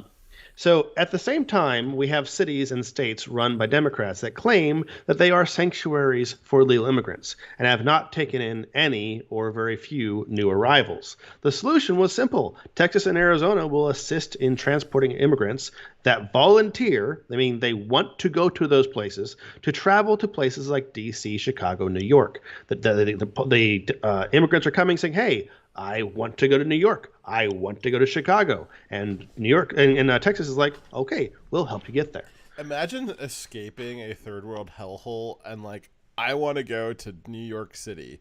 They have no idea, and that's why they're asking for that. You'd be better off going back to where you came from. Probably have the same exact effect. So the sanctuary cities get the immigrants they wish to shelter. The immigrants get the free ride to the city that they're choosing, and Texas gets to release a bit of the burden of illegal immigration. It's a win-win for everyone if everyone's being authentic. It should be, like I said, a win-win. But it turns out that the Democrats actually don't like illegal immigration when it starts affecting them. They love when it's tearing down Texas's economy. They love when it hurts Republicans. But when it comes to their door, it's suddenly a problem. The New York City Mayor Eric Adams, who accused Abbott of using immigrants as political pawns, instead of Abbott giving them what they're saying they wish to have. New York is supposed to be a sanctuary for these immigrants. Well, we're giving you the immigrants you want. No. Now they're just political pawns because they're coming to our door. And they said it was political. After only 6,000 immigrants have arrived on buses from Texas since May this year. So he's saying that because of only 6,000 immigrants coming to New York, that's a problem. So 1 day's worth of illegal immigration for Texas over the course of like several months into New York, and that's just overwhelming them. Yes. So Eric Adams is like, oh, it's racist for you to send us over several months 6,000 immigrants, and Abbott's like, but we get 7,000 a day. And also we have Democrat from Chicago Mayor Lori Lightfoot, who accused Texas Governor Greg Abbott of being a man without any morals after he sent only 2 buses with approximately 50 immigrants each to her city. Here's what she said. Here's a clip from YouTube. You didn't make it a link. What? Oh, shit. Sorry about that. He is a man without any morals, humanity, or shame. Governor Abbott's racist and xenophobic practices of expulsion have only amplified the challenges many of these migrants have experienced on their journey. I'm happy to take and drain Texas of all of its residents. Sounds like this would work well to reach out to Abbott and say, hey, if you got some more people that you want to get rid of, going forward to do it in a better way. Well, I suppose that would work in theory, but that's not the point, right? What is the point? Yeah. The point is, if you want to drain Texas of 7,000 illegal immigrants a day, come one, come all. Dana, your thoughts about the way the mayor's handling their new. Yeah, so push comes to shove. It's easy to say that you want them, but when they actually start showing up, oh no, all of a sudden, we're not so sure that we want them anymore. Lori Lightfoot has bragged routinely about how Chicago is a sanctuary city and has defended that policy even when it has allowed violent criminals that should have been deported to remain on the streets of her city, probably MS-13 in particular, and victimizing her citizens. Though you could say that all of her citizens got what they voted for. Yep. And here's a clip of... This is Christopher Puentes. Yeah. We have to make sure that our police department is seen as a legitimate force in all communities, and we cannot do that if we're participating in raids with a weaponized and politicized ICE. We're not doing that in Chicago. The mayor conveyed that blunt message to the local ICE boss last week, not over the McDonald's rape case, but the arrest of Julio Torres earlier this month. That McDonald's rape case. Yeah, so basically, why is ICE even operating in Chicago? They need to be. They got some stuff to do on the border. One would think that if ICE focused their forces on stopping the inflow, maybe they wouldn't have to spend so much time tracking them in other parts of the country. That guy that they're referring to, Julio, he committed violent crimes in Texas and ran to New York, and they had a judge's order to have him deported, and. Sorry, not to New York, Chicago. And Chicago refused to deport him, even though he had committed 14 violent offenses already. And because they didn't deport him, he had the opportunity to go on and rape someone at a McDonald's. Well, that's not very nice. No, I would not recommend. So it turns out that she is only opposed to giving migrants free rides on buses when Republicans are doing it, however. She, allegedly, has already bussed 100 migrants, by the way, she received 100, out of her city and into nearby suburbs. Oof. Oof. And the thing is, they didn't have a choice the second time. They had a choice to go to Chicago in the first place, but they did not have a choice when Lori Lightfoot removed them. So a simple solution would be for the Biden admin to close the border. That would solve the problem. The idea that Governor Abbott is racist for sharing the burden of illegal immigration with cities and states that claim to be sanctuaries for those immigrants is ridiculous. But it is a good strategy first to, why should Texas be the place that cares for all immigrants coming across the border? It doesn't make sense. They should definitely divvy it out to the other cities. And it makes sense that the cities that say they want to be sanctuaries, that they receive a large portion of them. But also, if they're being insincere, it would help put pressure on them to put pressure on Biden to change the policy. Well, and Abbott could stop being a cuck and actually do something about the border. He has a big National Guard at his disposal. And he also has a bunch of state troopers and sheriffs that he has some influence over. And I think that my interpretation of the federal government being human traffickers is accurate. And I think that could be well argued in court. And I think that if Governor Abbott was serious about closing the border and not just playing political games, which I still, even though this does appear to be an effective political game, I think it is still just a game for Abbott to bolster his Republican portfolio. If he was serious about closing the border, he would order the sheriffs to start arresting ICE officers for human trafficking and deploy the National Guard to actually secure the border. That's what he would do if he was serious. I think he is too afraid to do it, though. That is definitely what he should do. Yeah, he's a cuck. All right. Chicago's not the only city where Arizona and Texas have decided to share the bounty of diversity that they have. DC has also been the recipient of some of this diversity. Let's see how they reacted. So it's been said, but it's worth reiterating, that the governors of Texas and Arizona have created this crisis. And the federal government has not stepped up to assist the District of Columbia. So we, along with our regional partners, will do what we've always. Why should the federal government step up to help the District of Columbia when they haven't stepped up to help Texas in years? Why? Will rise to the occasion. We've learned from border towns like El Paso and Brownsville. And in many ways, the governors of Texas and Arizona have turned us into a border town. And why shouldn't DC be a border town? What's wrong with being a border town? Is she implying that there's something wrong with being a border town? Yeah. Is being a border town a bad thing? Is immigration, massive amounts of immigration into your city, a bad thing? Is that what you're implying? I don't know. Let's find out. We don't know how long this will take to resolve. We don't know how long they will continue busing. And so the right thing to do here is to be prepared to ensure we can greet every bus. We can get people off on the right foot. We can get them where they want to go. And that will ultimately help them in their immigration process. So great. Good. I hope that they continue to be able to receive people and to host them there. It's so wild that, I don't know. Is it even worth discussing that, like, it's so wild that they're receiving people and they're like, well, we don't have the resources to support this. But when, I don't know, Texas cities or Arizona cities say, well, we don't have the resources to support this, the response is always, well, that's because you're a racist.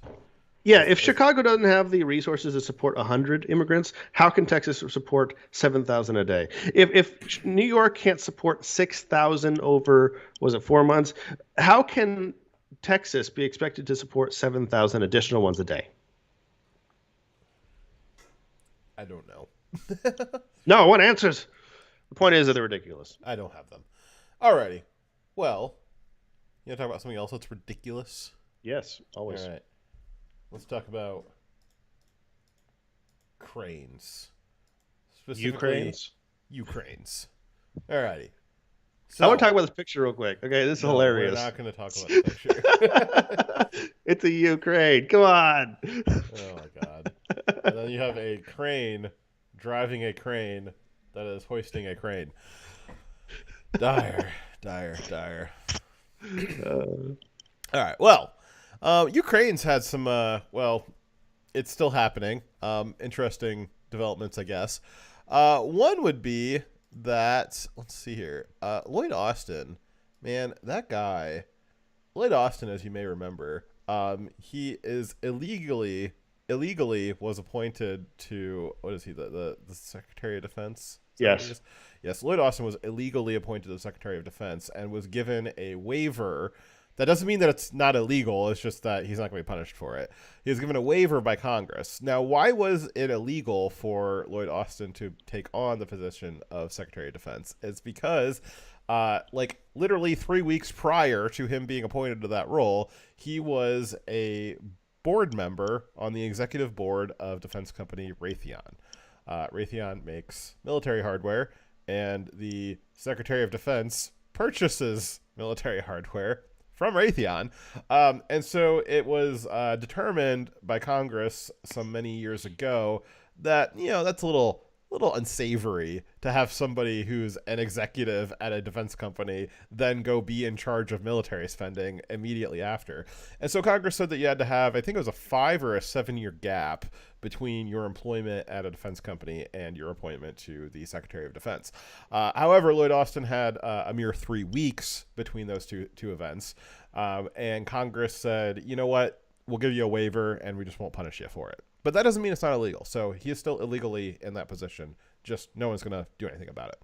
And what is some of the problems with that? Well, one of the issues with that is it gets into the revolving door politics, that the revolving door nature of the politics in DC.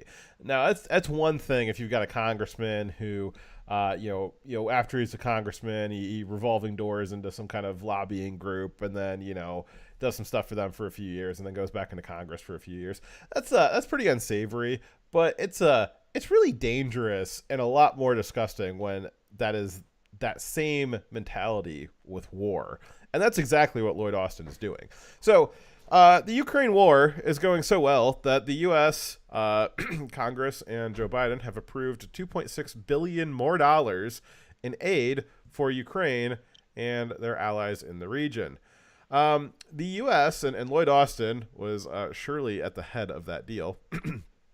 Lloyd Austin has told the allies that their support for Ukraine should be long-lasting.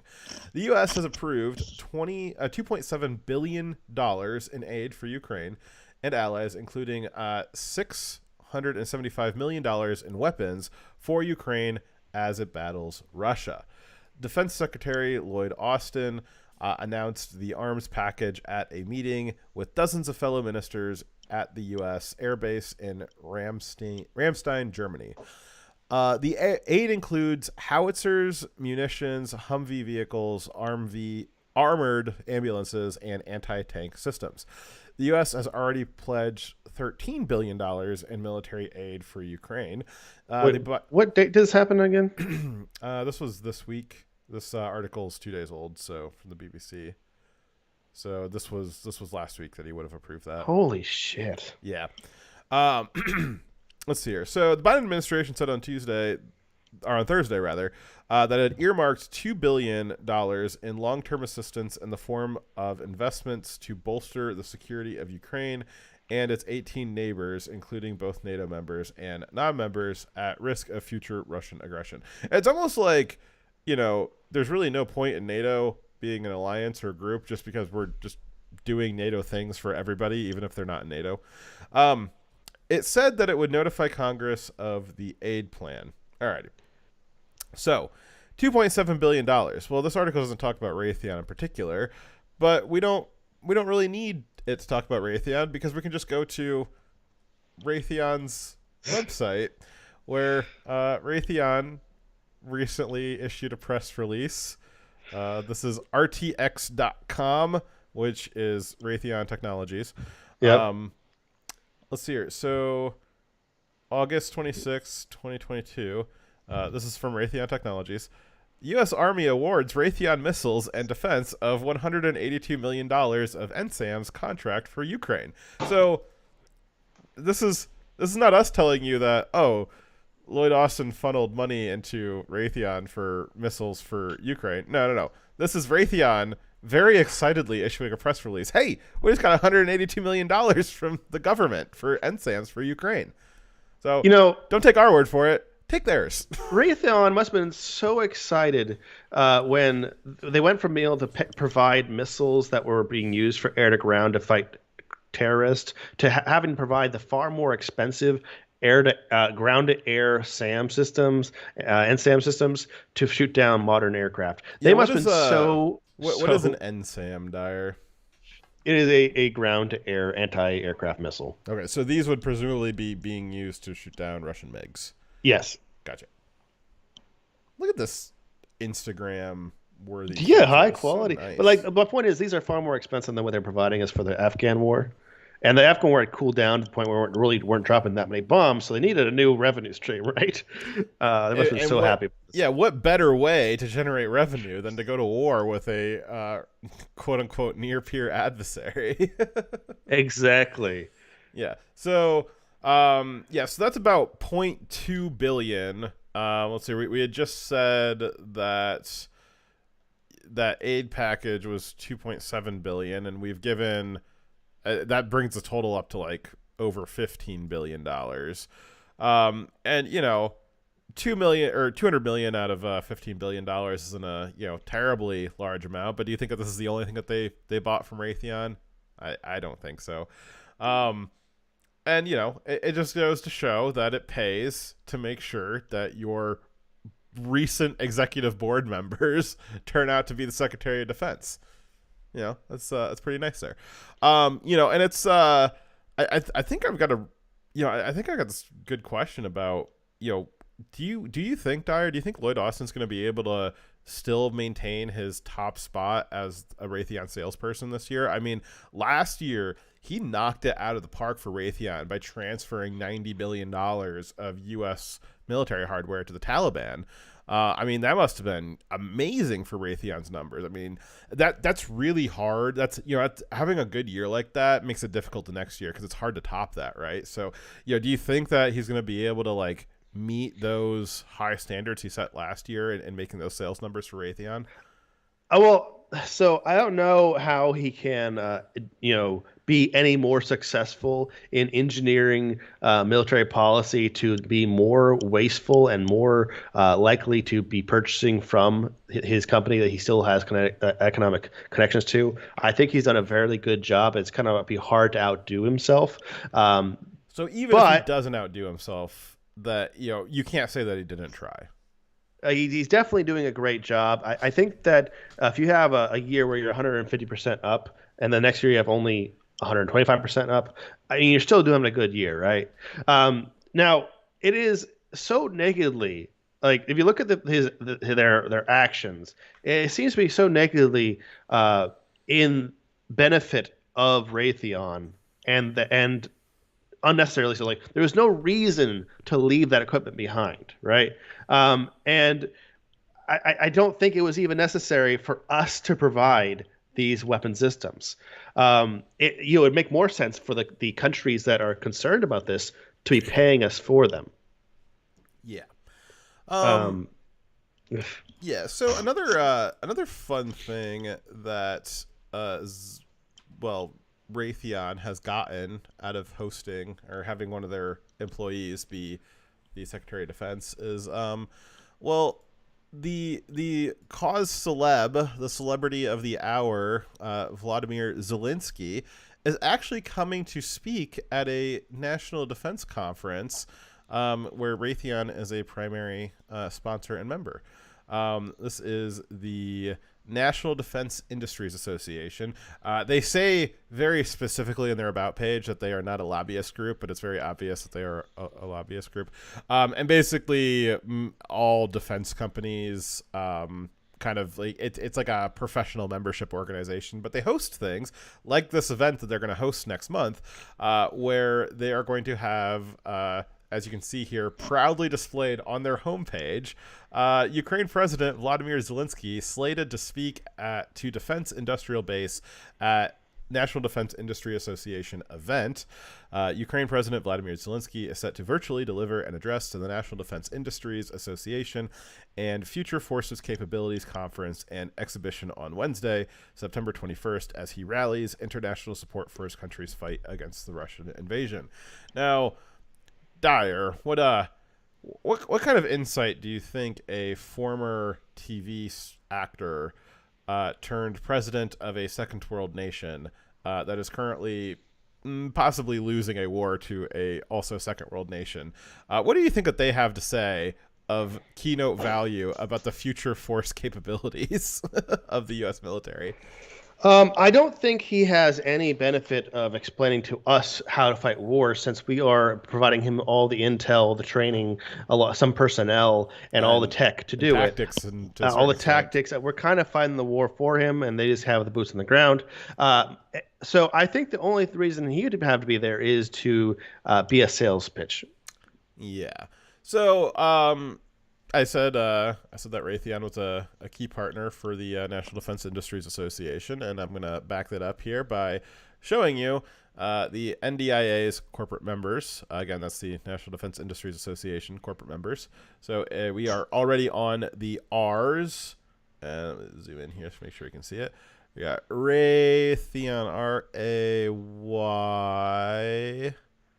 Raytheon Technologies. There you are. There you are.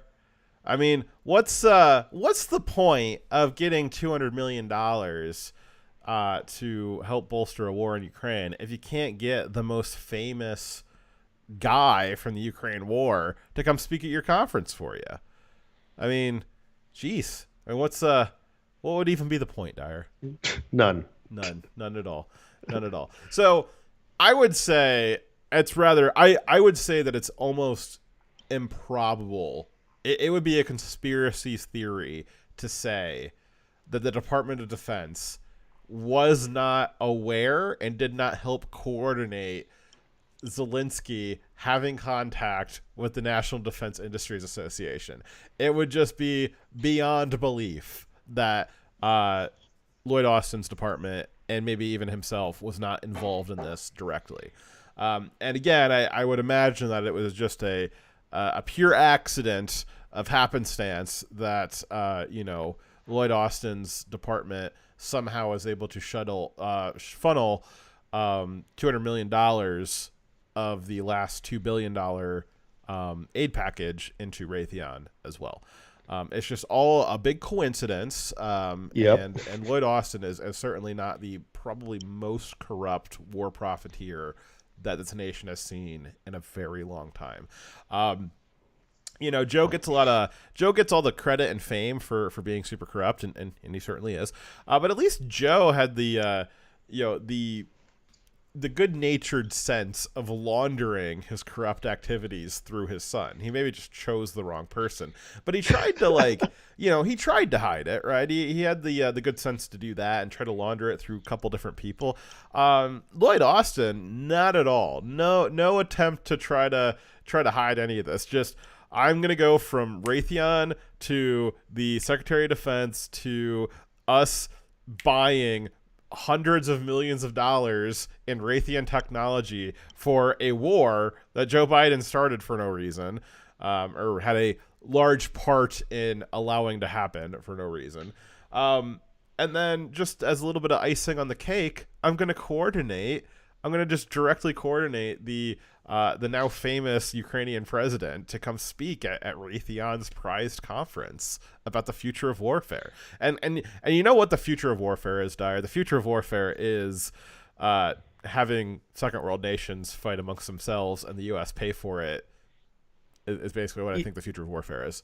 Yeah, so NSAMs are an advanced medium anti-air missile. They're good for shooting down some ballistic missiles and unmanned aircraft, regular aircraft. They are a distributed system, so they're not like a big platform that can easily destroy. There's lots of small ones, so it is a more modern system. However, it is not the most advanced. It is not what we'd be using against a near peer. It is not what we'd be using against China. They have no ground on explaining to us tactics that we gave them.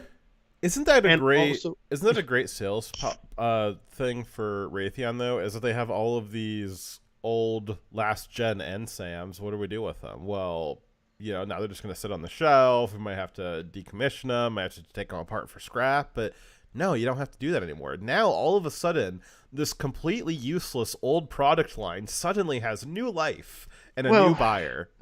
And so NSAMs, it's a Norwegian air defense system, but it's produced by Raytheon. So it's an American company producing it for NATO. It is not a system. It's their system, right? So there's, it's not an old system to them. It's just not as advanced for what we use. But either way, I mean, isn't it better to be able to sell more of an existing product line than have to go through all that rough and tumble R&D? Isn't it just, so annoying to go through all that R&D process when you could just sell more of what you already made? From Raytheon's perspective, is they just opened up a new market for their weapons. Before, it was some NATO countries and that were purchasing them, but now they just opened up a few more countries that they got scared enough, and that now see a need for it. Now they have all these countries that are going to need a whole bunch of systems to defend their entire territory. I mean, they better. I mean, if I'm Lloyd Austin, I want to see my face in a 10-foot portrait in Raytheon's lobby, because that guy's doing hella work for that company. I do a lot of good work for my company, and I save us money and make us money and all that stuff. I don't do anything close. I'm not anywhere near the level of employee that Lloyd Austin is for Raytheon. I'm jealous. Yeah, you should step it up, man. Yeah, I know. We could all learn more about doing more for your company by observing Lloyd Austin's work for Raytheon. Find you somebody who loves you the way that Lloyd Austin loves Raytheon. Find a man who will support you the way Lloyd Austin will support Raytheon. All right, next story. Oh no, well, it's kind of related. So not just a new playground for Raytheon's top salesperson, Lloyd Austin. Ukraine's also a great place for Nazis. And sometimes we get confused as to who we're supporting over there, and sometimes we end up supporting Nazis. Whoops! At Disney World. Oh no! Oh no! So this is a story that sounds like it's not true, but it is. So we fair warning before this. This article from the Gray Zone is very written in a op-ed bias sort of way. However, they did a fantastic job of also in that biased language also finding good sources and fact checks. So they're also the group that broke the story. So yeah, that's why we're going to go with this article. They did their work. Good for them. Just fair warning before that. So read that title. Yeah. So Jon Stewart and the Pentagon honor Ukrainian Nazi at Disney World. That's all true. That all happened. That all happened. Jon Stewart and the Pentagon honor Ukrainian Nazi at Disney World. Alrighty. So the Department of Defense's Defense Department's sponsored Warrior Games featured liberal comedian Jon Stewart and award-winning member of Ukraine's neo-Nazi Azov Battalion at Disney World. The Pentagon refused to tell the Gray Zone whether U.S. taxpayers funded the foreign competitors' travel.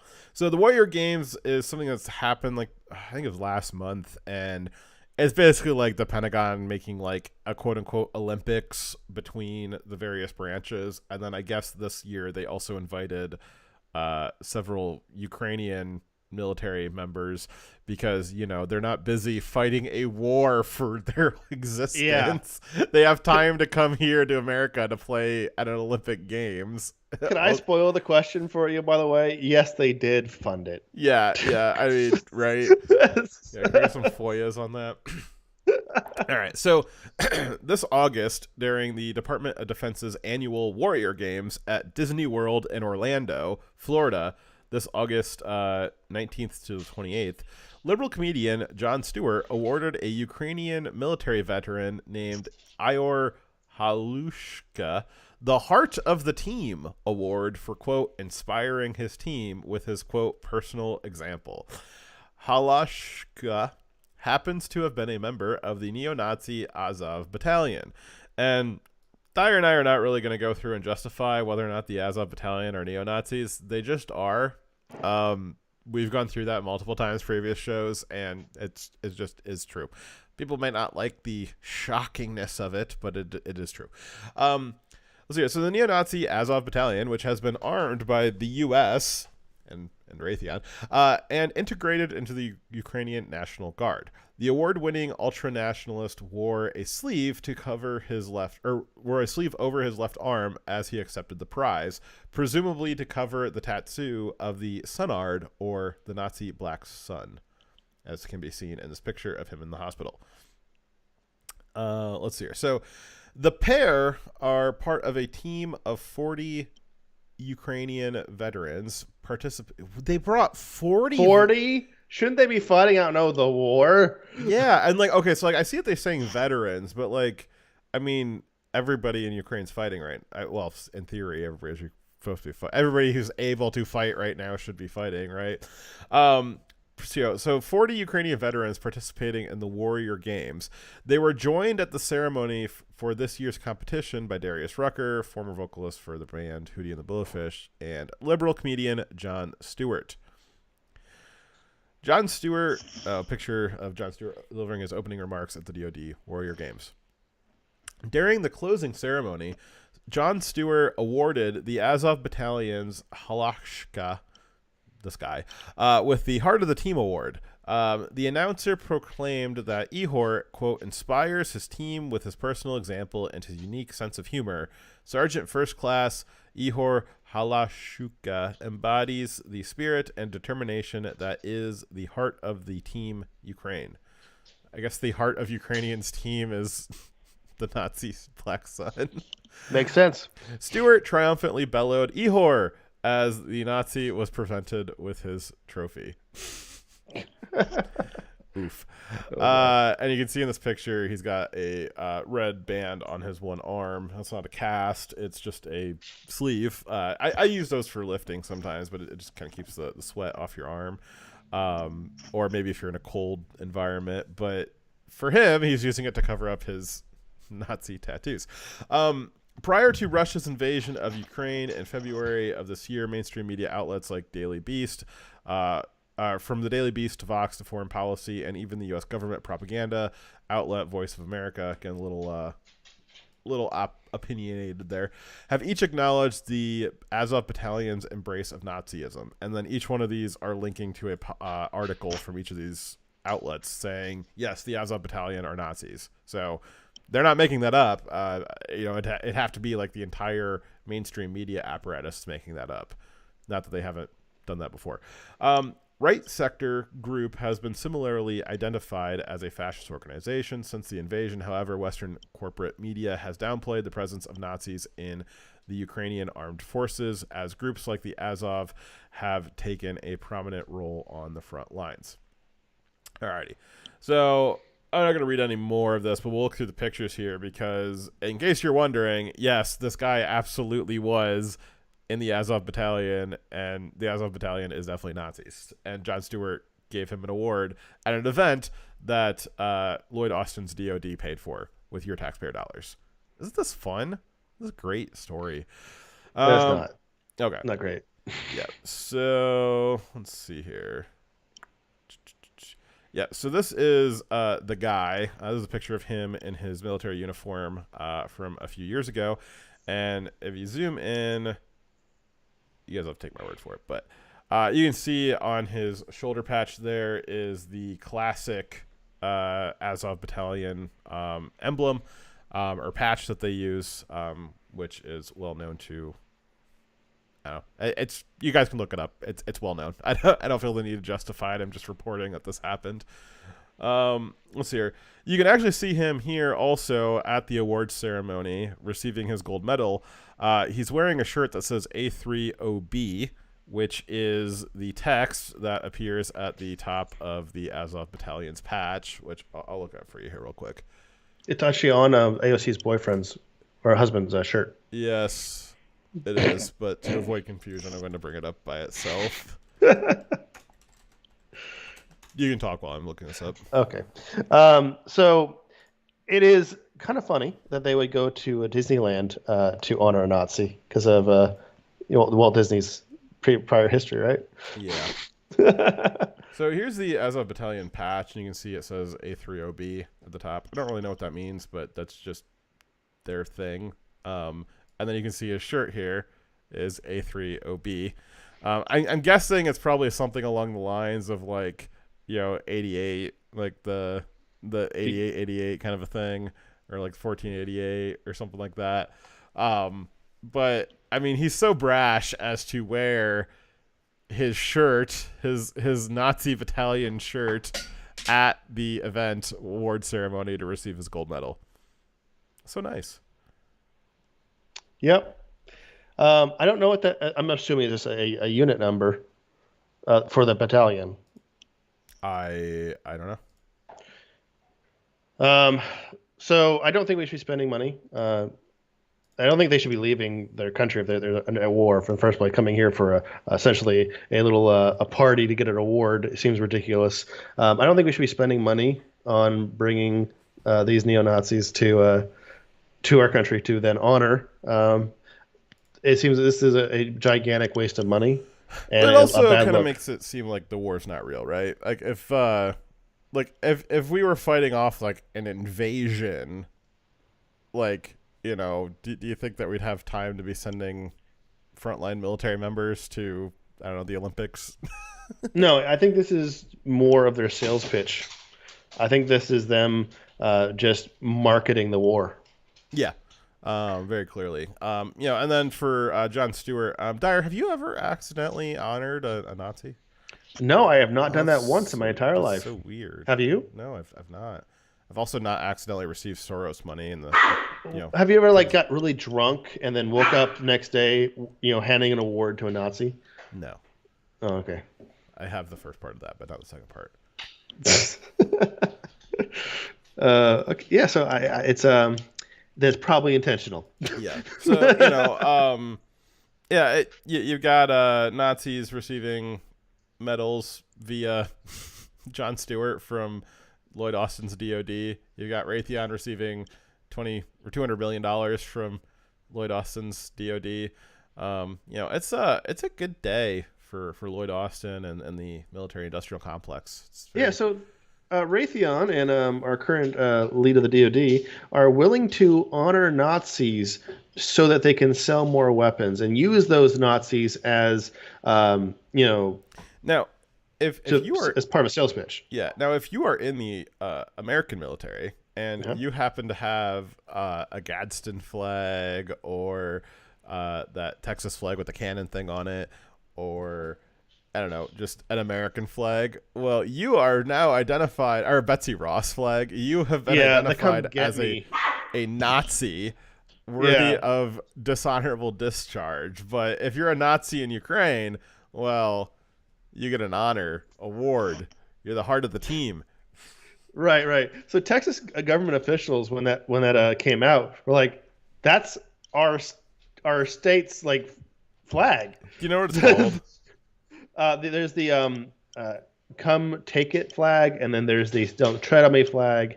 That's the cannon. The "Come and Take It" flag. Yeah, that's what it was. Because Ted Cruz says he's got that patched onto the back of his boots that he wears at Congress every day. Yeah, so like those are cultural symbols within Texas.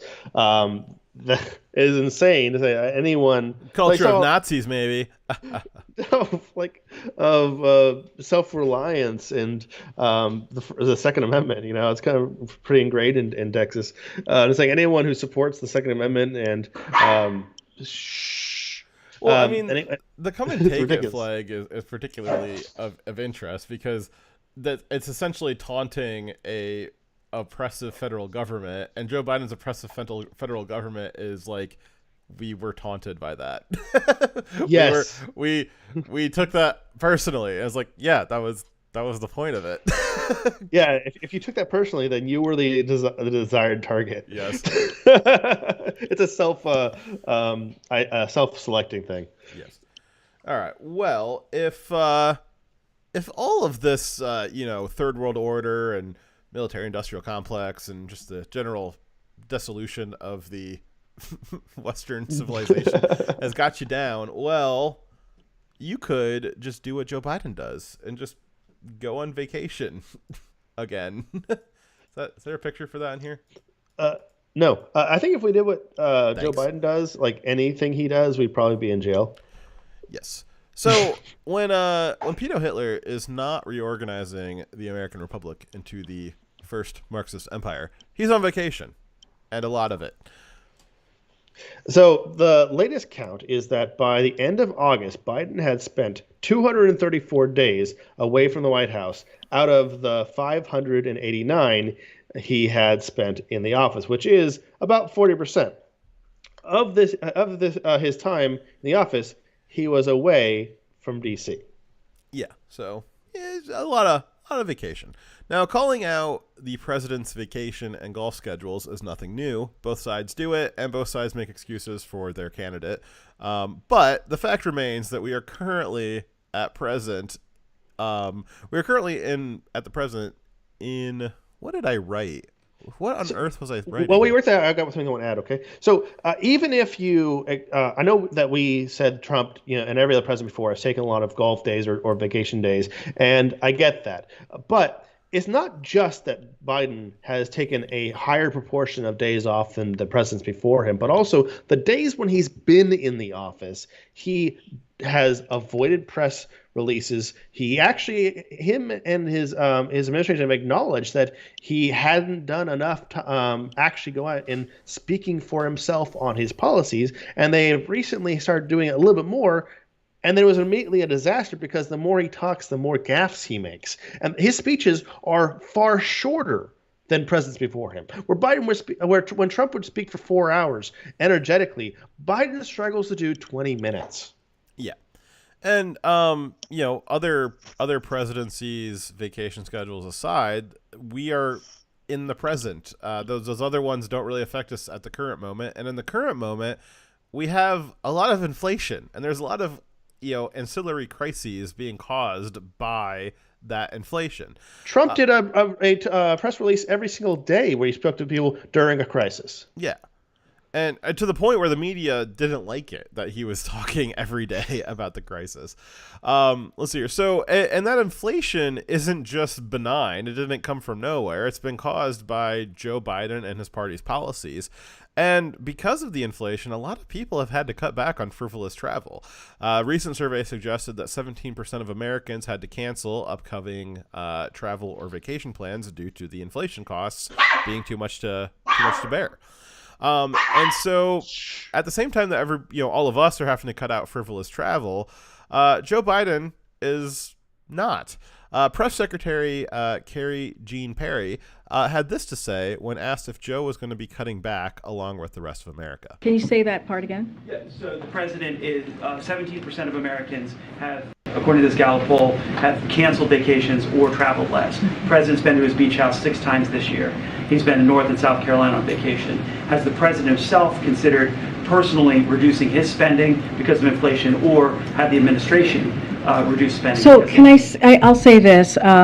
The times that the president has gone to Delaware, not including, and we were very clear that when he went to South Carolina in August and Rehoboth, he was going to go spend time with his family, which every president does. That is not unusual. That is not uncommon to do. And the president has a right to spend time with his family, just like every other American across the country. And yeah, so Joe Biden's not going to cut back on frivolous spending because he has the right to go see his family. And everybody's got the right to go see their family. Are you trying to take away Joe Biden's right to see his family, Dyer? Is that what you're trying to do? No, but maybe he doesn't need to spend as much money as he does. Maybe if he's asking Americans to cut back because of the economic problems, maybe he should cut back himself. Maybe he should lead by example. Yeah. The fact remains is even if you have the right to do something, doesn't necessarily mean you have the money to do something. And so while, yes, all Americans have the right to go see their family, unless it's during COVID, ironically, funny that she should mention that you have the right to go see your family after her party. No, we already established we don't have the right. Yeah, her party barred people from going and seeing their loved ones as they died during COVID. That's a great point, Fox, because if they already established we don't have that right, it's not a human right to have these things, then no, Biden does not have that right. Yes. But I still believe that we have that right, so even if they don't. Though I think that they should be held to the standards of the rights that they believe their in. own standards, yes. But yeah, so, I mean, even if you have the right to do it, doesn't mean you have the money to do it. I mean, surely those 17% of Americans who had to cancel travel plans, it's not that they lost the right to have those travels. It's that they don't have the money or the resources to do it. And they don't have the money or resources to do it because of Joe Biden and his policies. Yep. So is it a massive problem that he is on vacation? Well, it's hard to say because essentially, as we know, Joe Biden has handlers. He's said it multiple times during his speeches. I mean, he barely has any understanding of what his own policies are. So it would seem that he's not really running the country when he is in office, like when he is in the White House. And so him not really running the country when he's not in the White House doesn't really seem to be a tangible difference of any kind. Yeah, so I think that when he is in the office, he's still not in charge. So him being gone doesn't change the incoherence and effectiveness of the office, which clearly has its own opinions and operates without him, and sometimes contradicting him. So I don't think it is causing us more of a crisis that he's not around. In fact, you might even say just because you, like I, just don't like seeing or hearing him speak because everything he says is either disturbing or incoherent. That it is a slight positive that he's not on television. I'd say a lot of the Democrats would say that it's positive that he's not on television because every time he speaks, his popularity goes down, except for when he's calling for the destruction of the Republican Party. There is another way to look at this. Yeah. Let's watch this video again real quick and just consider something. Okay. And you know how much I'm reducing the deficit this year? What? I mean, Dyer, with how much he's reduced the deficit last year, I think he deserves a break. Don't you? Yeah, don't you think he's done enough already? I don't want to admit that word, that very long word I don't understand. So I'm going to say, yeah, it sounds important. Reduce the deficit.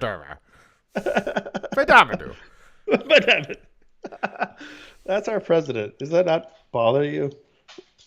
I mean, of course it bothers me. That's why I'm doing a show about it. Yeah.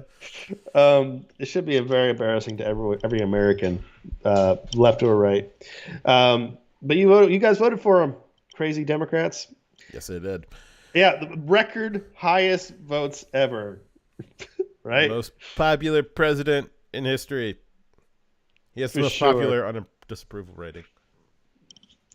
Exactly. So, is that our last story? That is it. We actually made it to the end of the notes this time without cutting out major parts of the document. Yeah, and how long was the show? 3.5 hours. No, it was only 2 hours and 20 minutes. We're good to Oh, go. that's just how. Never mind. That's not bad. We can do it. We just choose not to. All right. Well, thank you guys for everyone who followed us, commented. Thank you for Triumvirate for the donation. And we'll see you guys next Sunday. Dire Wolf out.